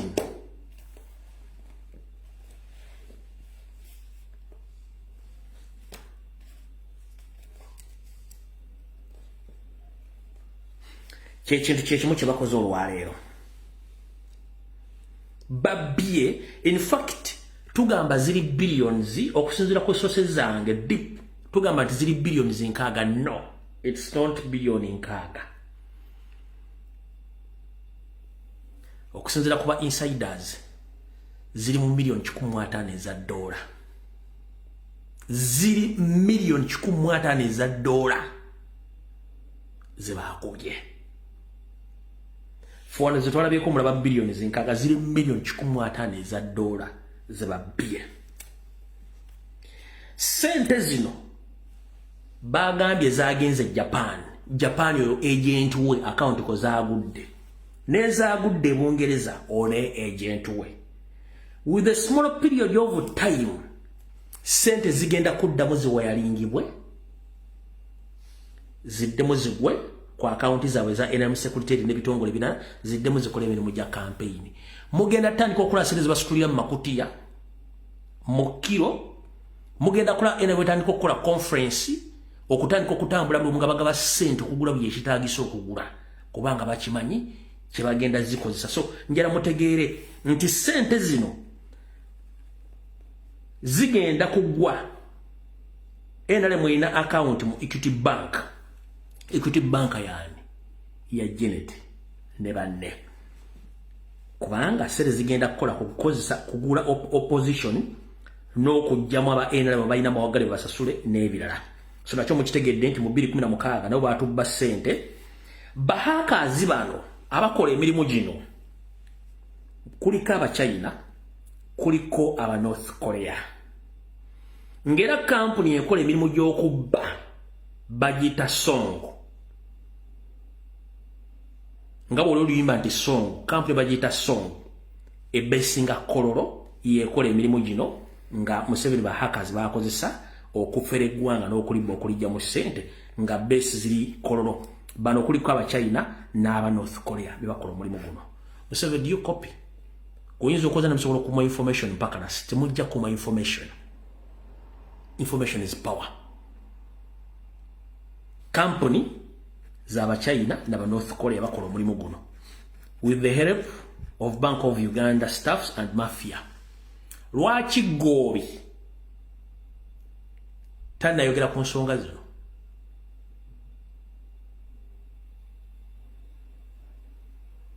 era lwaki bagenda kukola bw'ogamba nti ogenda kukola investigations first and foremost oyina kusooka kukwata okuva kwayera mpaka akitinganga Governor Bank of Uganda bonna nobateeka ku seemwayi nobakuba emboko ku lubuto ne ku matama nga teguli wadde yenyeenya ne baleeta sente zino mwalabye traces za sente zino teri ggwanga kamba bulina kino mu kitegere teri ggwanga liyitibwa ly'abazungu katugambe Bungereza oba Japan wadde y'abasajja ba Asians esobola kukkiriza kukola transaction ya kakadde ka $1 nekateeka nekayingiza mu nsi yaako nga tewakoze fara investigation nga sente zirikkirira so this deal was officiated by Museveni himself nga sente ziri officiated by the government of Uganda teri nsensobola kuyingiza mu nsi yayo miliyoni eberemu ya $1 neyingira ng'eyingidde buyingizi nga ya muntu it is possible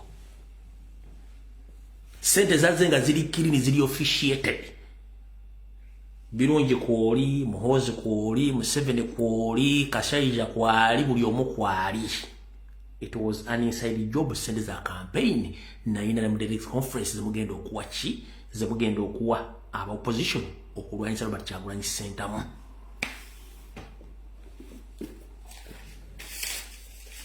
Information njiba nsinzira no kafoma gula matemu erabira, otusinzira nga bulijjo.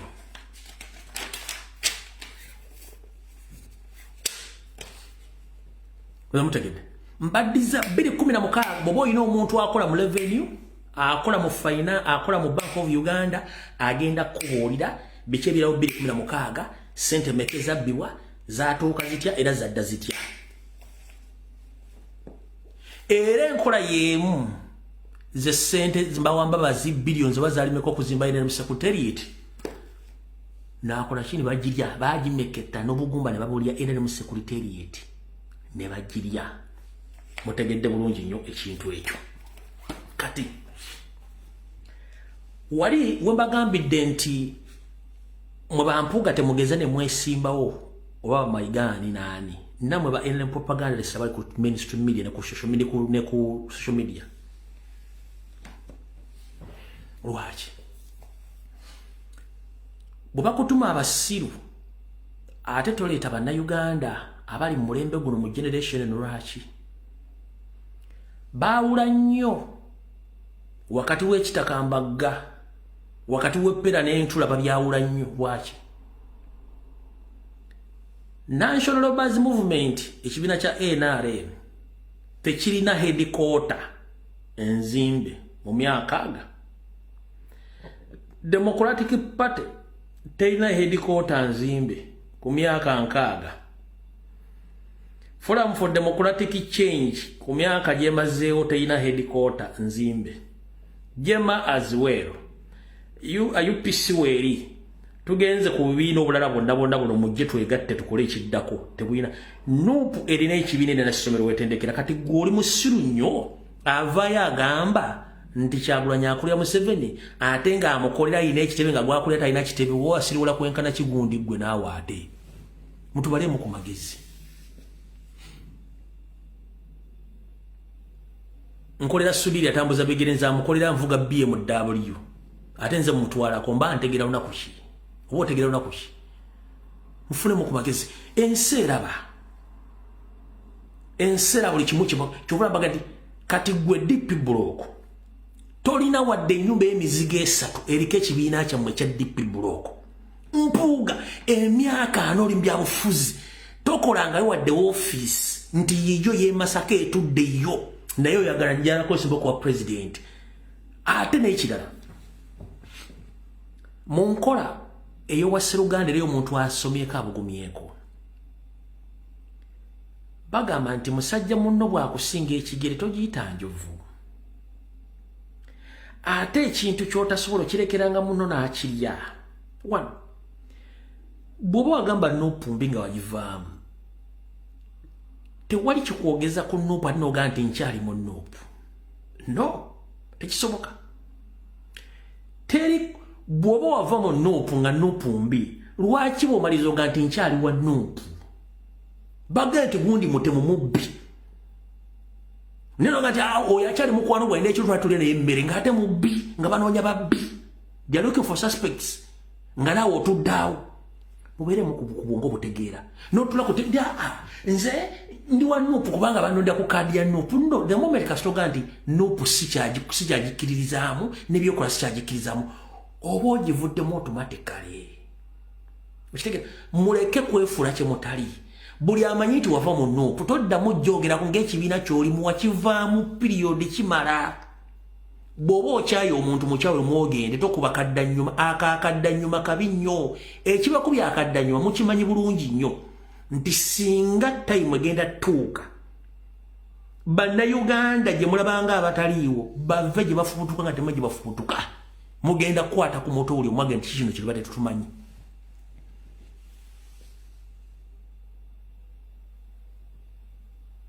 Lwaki basirise babalaba babala omukuomu nti ono Mayiga ntiye ono Sseggona ntiye ono Mpuuga ntiye ono Mukaaku ntiye ono Yegundi ntiye ono Yegundi ntiye. Okay, no problem nga tusirike nga tubalaba. Ono Kansala Gundi ntiye babalaba naye babalindidde mu time eri ya campaign. Omusajja ajja bayisaako tuleero oba ajja bayisaako lukulwana y'abantu oba akolera laale y'abantu ng'eriko abantu akakadde kamu abantu bajja batwala emulago pulesa nga zibalinnye alusa nga zirinnye nga gotusobola okuŋŋanya famire mu kubeera aleesooka. Ekyo kyo kibabuulidde kubanga abantu bakoowu. Ekyo mukitegeere. Mugezezaako nnyo okukola propaganda ne blackmail mu Uganda takyakola. Bagenda bakuba. Ekyo kyo mukitegeere. Mugenda kuwa pulesa. Awo tuvuddewo.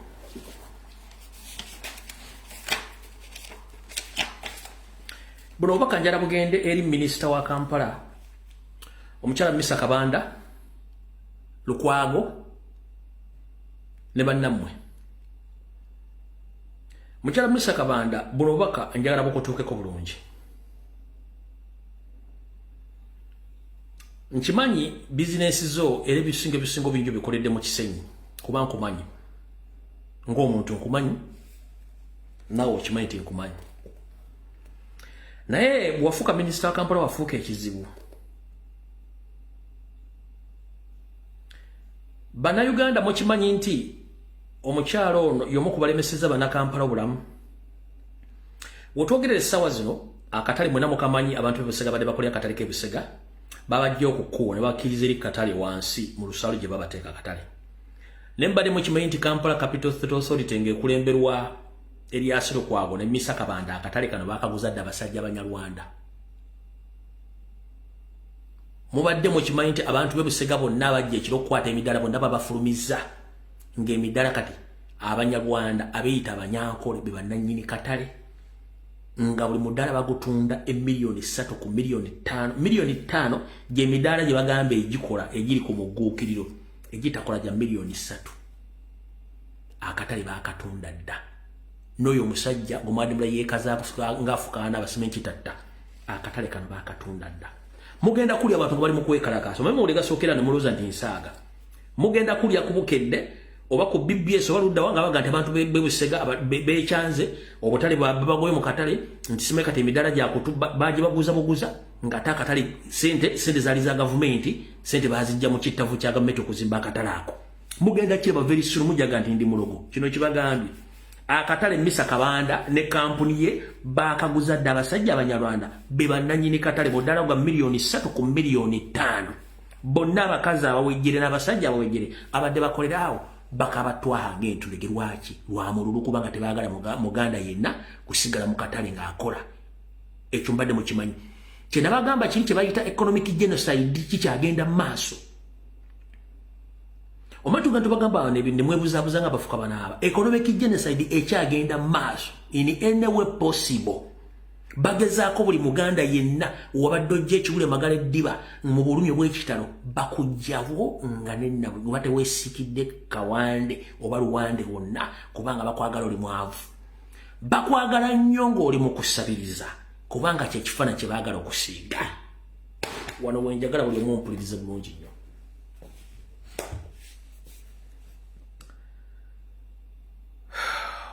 Malina okusa ekikkowa.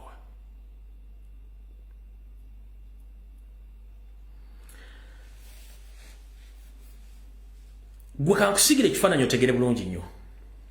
Abasajja bano n'abakazi amazima bagamanyi. Naye olw'okutiibwa n'okutiisibwatiisibwa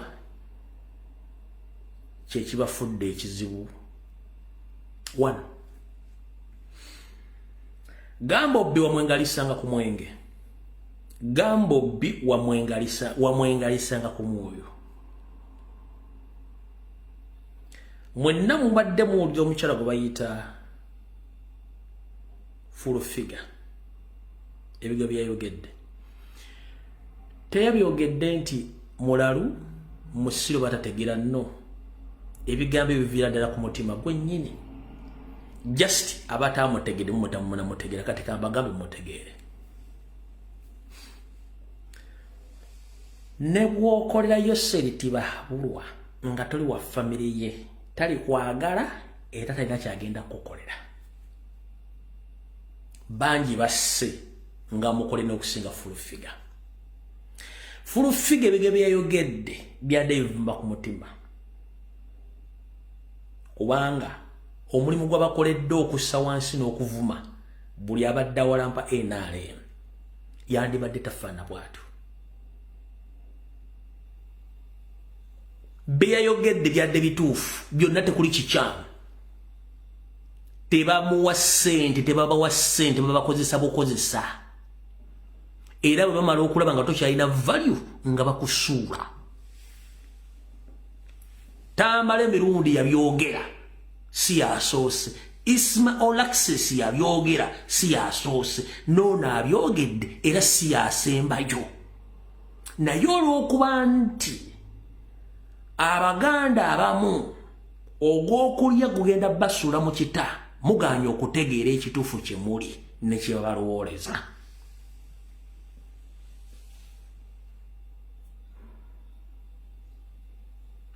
Babamanyi mwagala bukunkumuka era bajja bobawa nenga tebalina kye bagenda kukolera. Nkujjukiza teri muntu yenna yali akoledde Museveni mission n'agituukiriza n'amusasula nga bakkirizganyiza tekisoboka. na information gye nafunye ne mpulira nga nkaaba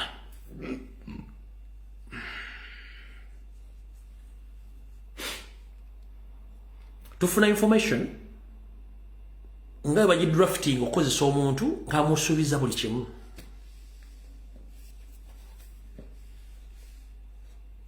nga baji drafting otukolere kino tugenda kuwa kino after kino tugenda kuwa kino kasitoma lokola kye baagala no way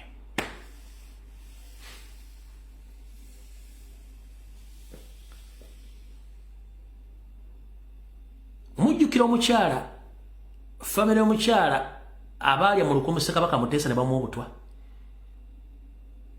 mukyasobola okuwaluketinga omukyala we wabaawo omuwala w'omutaliiwo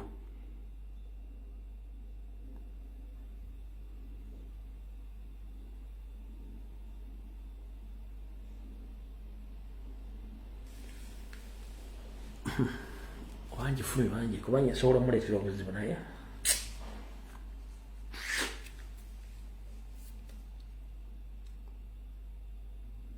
bakozesa omukyalo omu okutta omuntu omunene mu ggwanga ng'amusuubiza buli kimu era n'akituukiriza wallaahi aliira ku nsiko talina dde omuzigo waasobola okusula ate bamunoonya bbo mmojjawo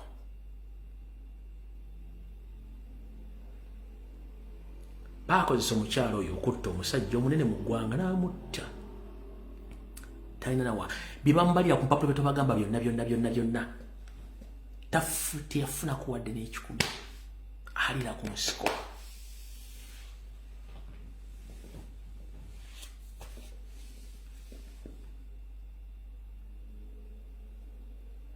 Kasirye Gwanga 1989 Abaganda baali bekozemu omulimu okujjako Museveni ng'enkeera bagenda mujjako Kasirye Gwanga n'agamba Museveni missionary ABCD n'abakwata bonna Museveni n'abasaanyaawo yakomekereza Kasirye Gwanga mutadde mu pipo ya acid ne baziika omutetemero mu kofini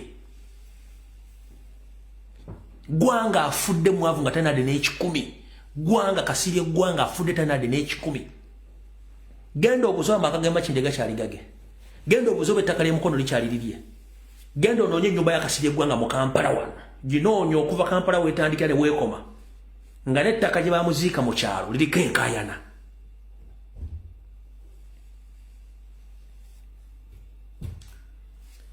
njagalo lyankubira essimu ng'enti ennyumba ya Kasirye Gwanga mu Kampala esangibwa wano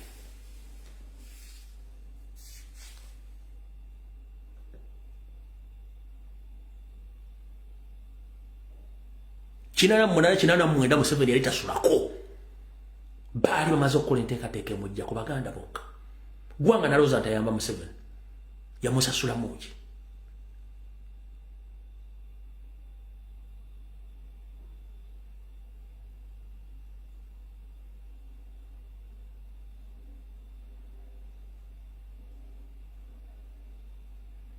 gwayagala okakasa byenkugamba noonya bagende ennyumba ya Kasirye Gwanga mu Kampala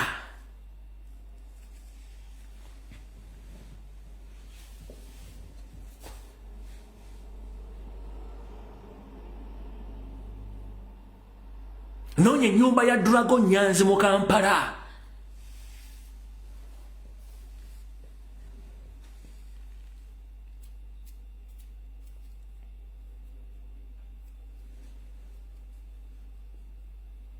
genda ononya byogaga bya Sulaiman Kigundu mu Kampala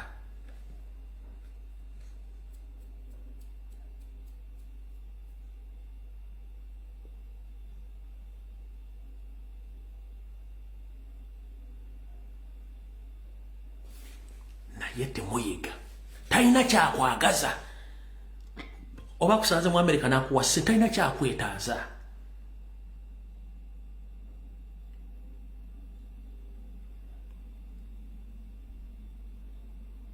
nawulidde ennaku nga bampa sitole y'omukazi oyo nempulira nga njagala kaaba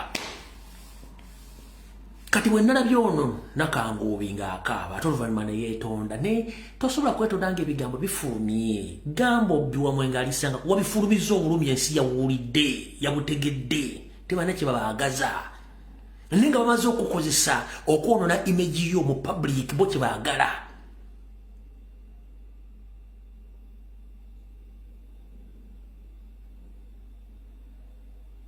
Out of the door.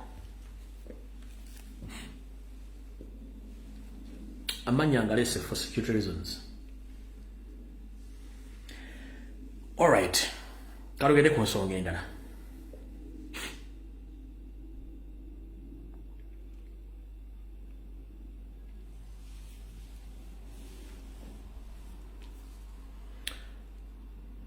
Ennaku zembadde nga siri ku mutimbagano mpumuze ngalabi yange ndaye ebintu bigambo bingi pedde bitambula. Mwe muli ne bannayuganda bannaffe Abanyarwanda nga bali mu kwekalakaasa. Era bayogedde bingi nnyo. Naye mu bigambo byayogedde ebimu babazanyiddemukko naye nze njala bawa analysis yange ku nsonga ezo. Mumpulirize bulungi nnyo. 1. Fe nange kamwa kwogera olutalo lwaffe luli wakati waabo abatutulugunya abatutta. Olutalo lwaffe luli wakati waabo bw'obanga tewenyigidde mu kikolwa kyakutta kyakutulugunya na kusengula bantu ku mataka towulira bulumi ku bye twogera. Don't be offended on whatever we say on the certain group of Banyarwanda. Our main enemies is Museveni and his group, including those who help him in those atrocities. So whoever feel offended about the message we pass against a group of Banyarwanda which is led by Museveni, that means you are among them. Sagala ulile bulumi nga totta tosengula bantu ku mataka towamba tewenyigidde mu kutulugunya bannayuganda. Sagala ulye bulumi nga twogera message eno. 1. Tukola profile ku buli muntu yenna anyigiriza okuwamba n'okutta bannayuganda data tumulina. Kati gwe atali omu ku bo obulumi obujja luddawa bwe tuba twogera ku gurupu y'Abanyarwanda bakulembera Museveni. Era buli omu agenda kubeera accountable for his crimes or her crimes against Ugandans. Omuntu yena golyanga papala manya nti either y'omu ku bo oba alina akakwate ku bo nga naye participating. Oba message yange eri clear?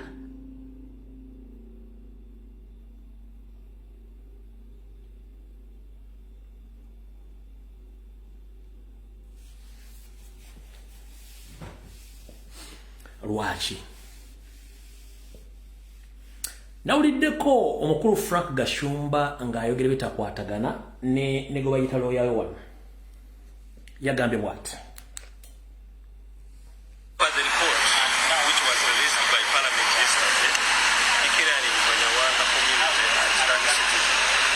Whether they are decision makers, you know the history of Uganda. This is not the first time Uganda declaring Banyarwanda stateless on an Ugandans. In 82, Obote regime attempted, and you know what happened. We are very confident and determined to defend our existence in this country as citizens of Uganda. So we advise them actually to act wisely, to throw away that report and support the amendment of Article 10. It is a governance decision. It can only be taken by the President and Cabinet. This cannot be produced as a private member's bill. This happened in Congo in 1960. It should happen in Uganda in 2024. This, if what happened in Congo was not disturbed by the subsequent presidents, we would not have wars in Congo. If this is not enacted, I cannot promise that we shall not have wars in Uganda. This can only be a governance decision. It must be a government bill, and this bill then shall be taken to Parliament by a government that has got a majority of members of Parliament to do the deed. All right. Mr. Mukasambidde ne group ya mufaanako mbalamusizaako muje baliko. Mwasoma naye temwayiga. Lwaki? mukimanyi nti singa ensi ebeeramu amateeka agakola statement gye wakoze n'olooyawo ebeera ya busagwa nnyo. It's a treasonous statement esobola okukuleetera okusalako omutwe oba okusiba amayisa mu nsi ezirimu amateeka. Kyekisookera ddala. First and foremost, afuga eggwanga eryo munyalwanda omugwira si bwe kiri eyeegaana eggwanga lye. Constitution ya Uganda erimu amawanga agasukka ndooza gali 52 plus if I'm not mistaken. Montereza mbwe mba nerabidde. Buli ggwanga lirina we lisibuka era lirina olulimi. Si bwe kiri ndiye. Kati mmwe mu Uganda musibuka kitundu ki era mulina lulimi ki? Kyekisooka. Ffe Abanyarwanda betumanyi be Banyarwanda abafumbira abaafuna eggwanga era basangibwa Kisoro. Mwe musibuka ludda wa era mulina lulimi ki? Kyekisookera ddala. Ekyokubiri omuntu kyandyagadde okumanya. Mbidde kiki ekibagoba? Kiki ekibagoba? Lwaki kiki ekibagoba kansooke mbuuze? Lwaki mwanguyiza aba bagenda okubanoonya n'okubazuula amangu ne mubayambako? By the way, waliwo ekintu kigenda mu maaso mu Uganda kyesitegeera. Buli kintu kyejjayo kusuwe tuba tetukisuula nti kigenda kwejjayo. Kibadde kijja tubeera kizibu nnyo okuzuula mmwe baani, ebigendererwa byammwe biki, era ddi we mwatandika na bigendererwa bye biri luddawa. Ne kati simanyi lwaki ate pozi waliwo Emmanda Bwanika. Okay, no problem. Emmanda Bwanika, thank you very much. Buli ayogera ekintu ekyo alina ploti, alina ennyumba, alina passport ya Uganda, alina endagamuntu. Si bwe kiri bakola ne business. Lwaki mwejjayo nnyo okweteeka ku ngulu nga tewali kiki ekibagoba? Kiki ekibagoba? Emmanda Bwanika. Waliwo ebintu bigenda mu Uganda nga nange sibitegeera. Speed kubitambulira. Engeri gye byejjayo okweteeka ku ngulu ebyandibadde bitubeerera ebizibu okutegeera mwana tubyejjayo byeteeka ku ngulu n'okubitegeera tubitegeera mu ngeri tubate. Simanyi lwaki ekintu ekyo kitandise okwejjayo bwe kityo. Mwe bali nnyo bali ddala tuyambako okugusa omulimu ogwo n'okugutegeera. First and foremost, buli nsi erina obwetwaze bwayo kye tuyita sovereignty. Eggwanga Rwanda weeriri lirina ebika by'abantu bisatu. Kuliko Abatwa, Abahutu n'Abatuusi. Si bwe kiri nti ye. Mu Uganda Abanyarwanda bajja ne batuuka ne bayingira mu ggwanga Uganda ne integrating ekigambo kye bayita ekigambo kiyita integration.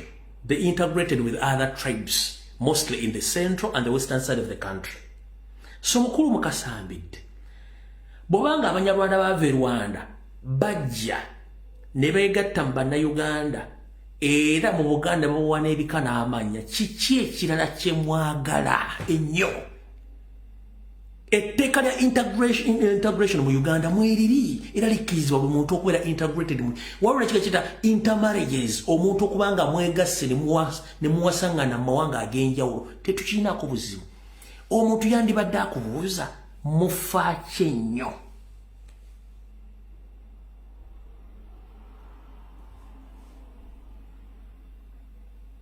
The integration law is there. Everyone is free to integrate. Okujja n'oyingira mu kitundu n'okiwangalamu n'ofuuka n'wetawa n'ofuukira ddala mu bantu nga toli akuvuna, tewali buzibu. Intermarriage tuwasangana buli omu, tewali buzibu. Kati mwe kiki ennyo kye mugoba okusukka kwaga amateeka abiri agaliwo? Erya intermarriage n'erya integration, kiki ennyo kye mufa ekyenjawulo kye mwagala?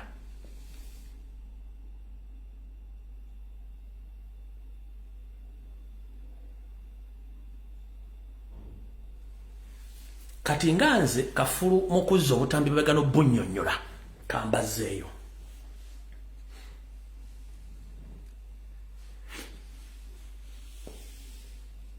Waliwo kye tuyita pre-made statement.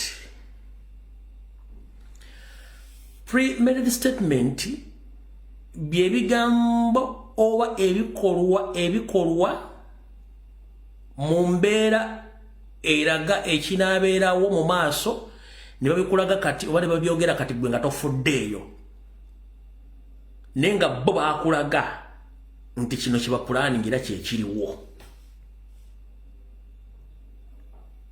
oba kitegeere ekintu ekyo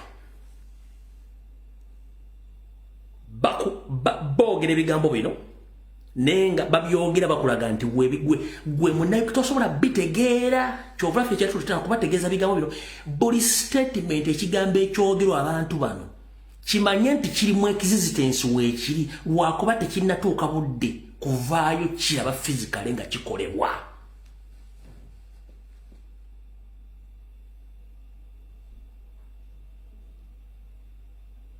bakulaga bye bakola naye boogera weebiri mu buwandiike naye tebannatuuka bikola naye nga bagenda bikola lwaki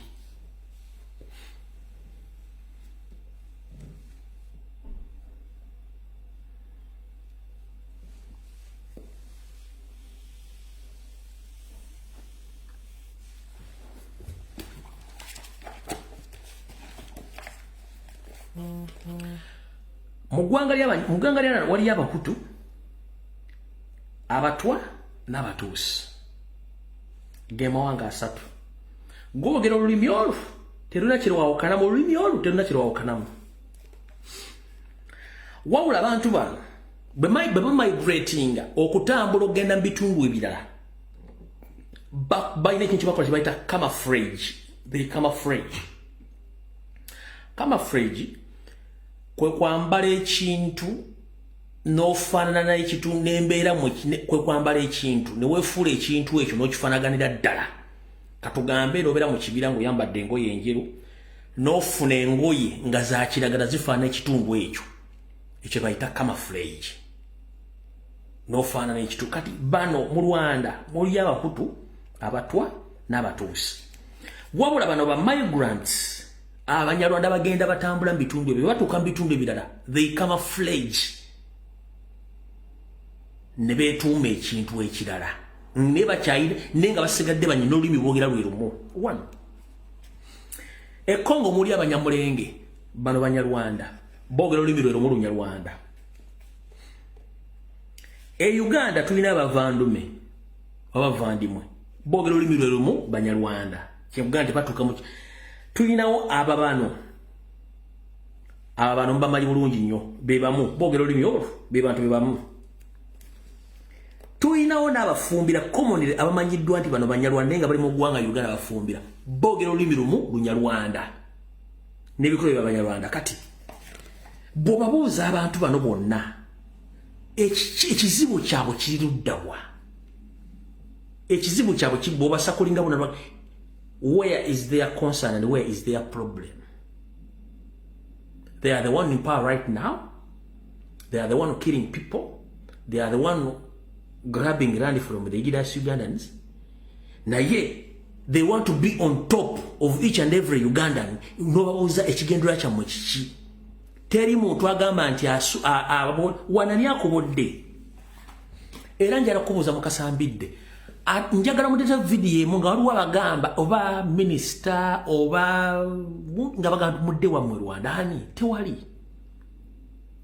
ne mwe kiki kyemwagala ennyensi bategeremu kyemwagala mubeere kati kiri kyembagambye nti bakola statement kati munazitera nti bagenda zizikola mumpulirize bulungi nnyo mubadde muwuliranga ekibinja kibayita M23 eky'abanyarwanda abalwana mu Kongo abaagala okutulako Kongo netubaga nti ekibinja kiri mu Uganda era ekibinja ekyo Bugingo y'omu ku ba top commanders Bugingo pastor Bugingo ku ba top commanders sente ze funding aziva mu Uganda abantu abakola bikolo by'okukola silent genocide mu Buganda mu Uganda banyarwanda group eno njagala oluza statement zino bbiri osooka ovuga ebirowoozo byo bizze mabega omala obizze maaso ng'okozesa ekigambo kyetuta premeditated statements nti bano balina kye bapulaninga already nga weekiri naye tekinnavaayo nga balina kye bavuga okwefuula kye batali wulira ono mukasambidde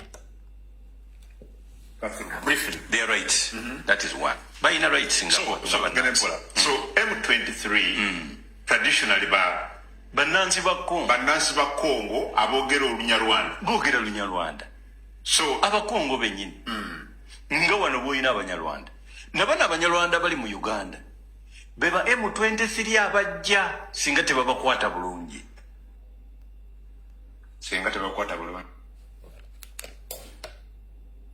Owulidde singa tebakwata bulungi. Mwagala tubaweweete bidde, mwagala tubaweweete bugere, mwagala tubanune makundi oba tubanune matu nga kimwagala singa tebakwata bulungi. Njagala za statement eno kanjize bulungi nnyo Julia bulungi nnyo. Briefly, they are right. That is one. By in a right Singapore. So M23 traditionally Banansi ba Congo abogera olunyarwanda. Bogera olunyarwanda. So abakongo benyini. Nga wano boyina abanyarwanda. Nabana abanyarwanda bali mu Uganda. Beba M23 abajja singa tebabakwata bulungi. Bajja kola M23 kuba kakati mbalaba babakutte.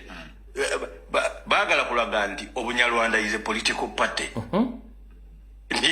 Nti era balwana n'ennupu ekitali kituufu tikikola na sense. Oganti mu Uganda otutetereza tuli mu kuzimba M23 y'abanyarwanda abalijja bano abakulembera kati basobola okubanga they are opportunistic weaklings naye abalijja bajja bakulembera ku nsonga entuufu.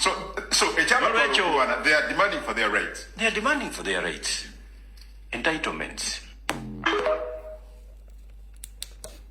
Oyo omu wulira ono. This matter of Banyarwanda is not solved.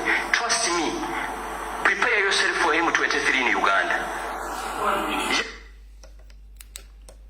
Oyo wakubiri. Same statement from the same people. Statement yemu mu bantu banjawulo babiri kino batuula ne bakola enteekateeka na buli kimu era ebintu bino biwandiike bulungi nnyo biri mu bitabo. Mwe mulimu okunywa mwenge mubeera mu ntalo ku social media kubanga you can't analyze national matters nga bano bapulaninga kyekisinga okunnyiza no ku social media n'empuyanga okusinga bwagala kunzita. Bano batuula ne bapulaninga kibagenda okukola ne bajja ne bakusampulingako nene otasobola kufumba kigambo kino akyogedde kikyabadde ategeeza. Kansoke mbasomesa y'akantu kamu. Bw'obanga otudde n'omuntu ng'ayogera ebigambo oba muli mu kereziya oba muli mu muzikiti oba muli mu musomo wuliriza nnyo ebigambo omuntu by'ayogera obyefumiitirizeeko ky'otategedde omubuuzi ekigambo ky'atasobola kunnyonnyola aba alina ekyama kyakikweseemu nga tayagala okitegeere.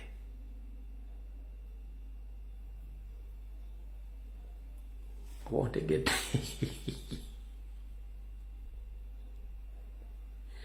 oba otegedde kyova olaba omuzungu bw'otuuka mu kkooti ebinyusi by'ebigambo bakozesa mu kkooti byongera okutiisa omuvunaanwa n'omuvunaanwa okwekuba ggoolo okwewaayo n'ayewaako obujulizi olw'ebigambo by'abatategedde olw'ekinyusi ekiri mu kigambo kye bakozesezza. Kati n'abantu bano batuula ne boogera ebigambo byabwe kati mmwe ne mutabiwa makulu ne bagamba tetwogedde kasita tukibagambye. Kati kankabazannyire kano mukawulire bulungi nnyo. This matter of Banyarwanda is not solved. Trust me. Prepare yourself for M23 in Uganda. Yes, all options are not ruled out. By the way, if we want us to go back to Rwanda, we should go back. No problem. Akugambye nti if their matters are not solved or handled very well, Uganda Ugandans should prepare themselves for M23, and all options are tabled. All options which options. Akugambye nti ensonga ze batazikwata bulungi nnyo M23 weeri. Ate nga M23 evuddeko waliwo n'enteekateeka endala zaatayogedde. All options are available. Which options? Remember, in 1994, the late Frederick Rejema was instructed not to cause a genocide, to battle a soldier to soldier, not to civilian. He was eliminated. And everyone knows exactly what happened after the assassination of Rejema. It was a genocide. So ono bwakugamba nti all options are there. Tugenda mpola. Kankabaddiremu. If this matter of Banyarwanda is not solved, trust me, prepare yourself for M23 in Uganda. Yes, all options are not ruled out. By the way, if we want us to go back to Rwanda, we should go back with our land. We should go back with what? With our land. All of us migrated to Uganda. Baganda came from Cameroon, if you don't know. Yes. All right. Mr. Frank Gashumba. Ogambye nti bwemba bagenda bazzayo Rwanda mugenda genda n'ettaka lyammwe. Nze njala kubuuza osobola okutuleetera ekiwandiiko kyonna nga bagenda nti Abanyarwanda baddeyo Rwanda? Tekiriiwo. Era bw'ogamba nti mugenda genda n'ettaka lyammwe, ettaka lyammwe liri ludda wa? Ettaka lyammwe liri ludda wa? Kansooke nkusomesa ebintu bibiri wano. Tulina ebintu bibiri oba bisomako simanyi. Ekisooka bagiyita the migration of Africa. Waliwo ekyo tuyita partition of Africa. Bintu biga bibiri byanjawulo. The migration of Africans gwe muggundu ogwaviirako bakaddugala ku lukalu lwabwe ku kizinga ekya Africa okutambula ng'ente ezaali mu ffaamu. Buli omu ng'atambula waayagala wasanga emirembe wakola ki? Wabeera. Kye bayita the migration of Africans. Ompulya bulungi nnyo Frank Gashumba Kasabuni. Nsoose kunnyonnyola ekyo. Kye tuyita the migration of Africans. Gwe muggundu oba omutambulo omudigida Abafirika gwe baatambulanga ku kizinga kye bayita Africa oba continent. Buli omu nga waayagala wabeera. Waawulira emirembe wakola ki waatuula. Ekyo kyaliwo. Ne wajjawo kye bayita partition of Africa, okutemaatema mu Africa ng'omuzungu yakikola.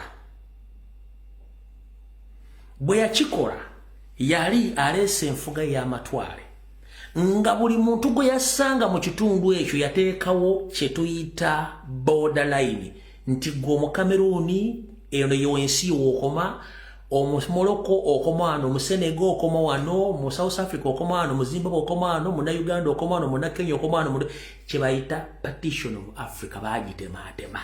Naye nga yali open nga buli muddugavu atambula nga bw'ayagala. Ebintu bibiri. Kati ekituufu kiriwa ky'obadde otegeeza bannayuganda gwe nga gwe?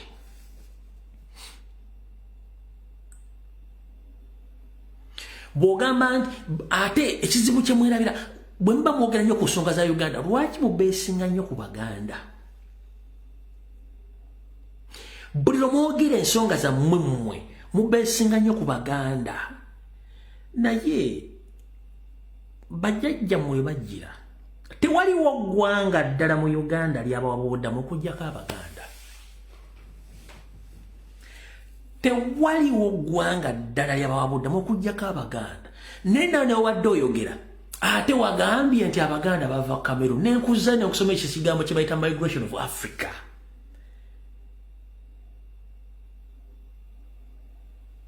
Ekyo nato bubanga oyogera mu public oba mu bantu osookanga n'okwata ku mutwe gwo gutegeera bulungi oba omutwe baakuwadde gwa Sheila Gashumba nga yasuze mu bbaala. ebintu bibiri oyinza okubanga ojja okwadressinga Banyarwanda banno ng'omuntu wazira gwa muwala we gayasuze mu bbala ng'anywedde nga yeyambudde nga takyategeera n'ojja oyogera ebigambo mu bantu nga naawe totegeererako ddala mukulu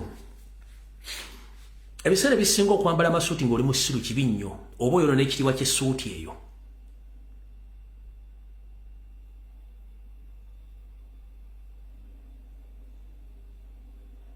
ensonga lwaki General Muhammad Gaddafi okufa yali aga nti no tujjewo boda mu Africa tuddeyo nga bwe twali buli mufirika atambule nga bw'ayagala ebintu byaffe tubiteeka mu katale nga ka Africa tubisuubule nga bwe tubyagala ono yennyini Ssaabavandumwamwe n'agamba mbi yatandika okuyeekera Gaddafi bifu nga Amerika tennamuyeekera okitegeera so gwe bw'oyogera ku bigambo bimu ng'otandise okutiisatiisa ng'ogasimanya ettaka ogendagenda n'ettaka lettaka kiri olina no problem bw'oba oyagala genda n'ettaka genda e Nakasero genda mu Owino ogula obusobo obwa seminti oba obusobo obwa seminti oba buno obusobo bubeeramu emmwanyi oba buno obusobo bwakale bugiramu enseenene oyo oleka ettaka lyoyagala oteeke ku pick-up odde wammwe asimpanzi tetugenda kukaanya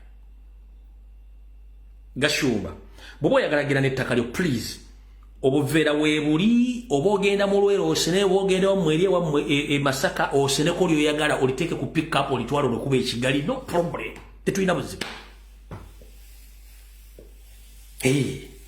yoolako lyoyagala kubanga omuntu yabadde mu conference room eno nga awulira bw'oyogera yadde alina okukuba oluyo obuuka enswa nga kyuma kya Yesu yajja n'akwata Simewo Nsubuga yadde alina okukuba oluyo obuuka enswa mbwe ettaka lyaffe tugende nkukuba oluyina obuuka enswa ne zikuva mu matu muno obuggala matu ne bukuva mu golo kuba ekigambo ky'oyogedde kya bussiru mbufu ya chasing us we shall go with our land walijjawa nkugambye waliwo the migration of Africa ne partition of Africa kati banga border zaakuluwagateka kiri ogenda okutwala ne tukuwadde olukusa genda ogula obukutiya bw'oyagala oteekemu kilo oba otwala ttani no problem ofune emmotoka z'olivuge ogenda oliwe oyagale wammwe Rwanda toli buzibu tetugenda kukwatako oddeyo oteekemu ettaka lyo olivuge olitwale Rwanda wabula kyenjagala okutegeeza kiri bwe kityo obugonvu bw'olujegere ge maanyi gaalwo obugonvu bw'olujegere ge maanyi gaalwo so when you see that Ugandans are very quiet busy facing economic problems and the political instabilities in the areas where they stay, don't think that they are stupid. They don't know. They know each and everything which is taking place in their country. Just time is coming. You witness. And nobody is going to warn you that you run. You'll run yourself. Nobody is going to warn you that you're about to vacate that country. We know and we are watching. Mukole buli fujo le mwagala. Time wegenda. Tedi agenda kunyigako. Ogenda weka. Buli kimu kikole kye mwagala. Ate teri alina buyinza ku muntu. Teri alina bwannannyini ku muntu. Ate bwonyigiriza nnyo ennyindo gireeta omusaayi nyongera okujjukiza Frank Gashumba ne gurupu yammwe mulowooza nti muli baakabi nnyo. Njala bagamba ekigambo kimu. Mutuyambyeko buyambi kumanya ndowooza yammwe na buli kimu nga bwe kiri. Omanya akatali kabba magumba oli osula mu mulyango. Tebajja kubuuza ko ya neighbor yabuze ate byo atubisanze mu lusuku ba magumba no. Tuli bannayuganda abali mu Uganda ekyokola tukimanyi n'abaani abatutawana tubamanyi so obudde bw'omala ng'okola ebintu by'ekisiru wandibadde obuconcentratingako okulaba nti oyongera ku ggwanga lyo kubanga statement zemukola mu Kasambizde ziri treasonous mbwa mulya mu nsi yammwe lukwe statement zemukola ziri treasonous mba mulya mu nsi yammwe lukwe era singa tubadde mu nsi etegeera nga mulimu amateeka gwe ne noono olana ekirevu ky'embuzi ennume ekyaccano ono Mukasambidde mwandibadde muli mu martial court nga basibye treason nga bagenda basalako mitwe ezo statement zemukola ompudde bulungi kale tujja kusinkana ku Lwokutaano saa zijja kuba 2 ez'akawungeezi information emungerese jinja okutera bakomrade abaconfessinga ababasiyaga ne information la nyingi nyolo kupote budde bugenze njagadde esooka nnyonnyola abantu bano bagitegeere naye amayiga ngireseeyo tujja jjogerako na buli kimu ku lunaku olwokutaano kale banaye mukama bankuumira takumira mpeera tugisekale ku lwokutaano ssaawa zijja kuba 2 mwebalinyo wabalire ddala video gye nakola ng'enaku z'omwezi 29 nenjijjayo for some reason gyeri njitadde ku YouTube kweri yanzemu nenjita gyeri ku YouTube so abadde ambuza oba talaba video ya 29 gyeri njitadde ndi mu t-shirt ya black abadde bagimbuza video nagitadde gyeri ku YouTube jagisangayo eno ngenda giteekayo egenda segere ku Facebook eri najja nayo nensobola kinjijjeeyo nemmaze negiririzi nga gyeri ku YouTube jagisangayo kale mukama bankumira takumira mpeera naye nga nfundikira mu dakiika emu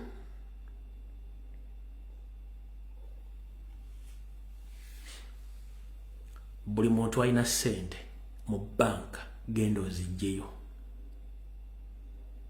buli muntu alina ssente mu banka genda ozijjeyo bw'otazijjayo ojja kunneebaza nga sere omaze ozitwala video ewedde mukama bankuumire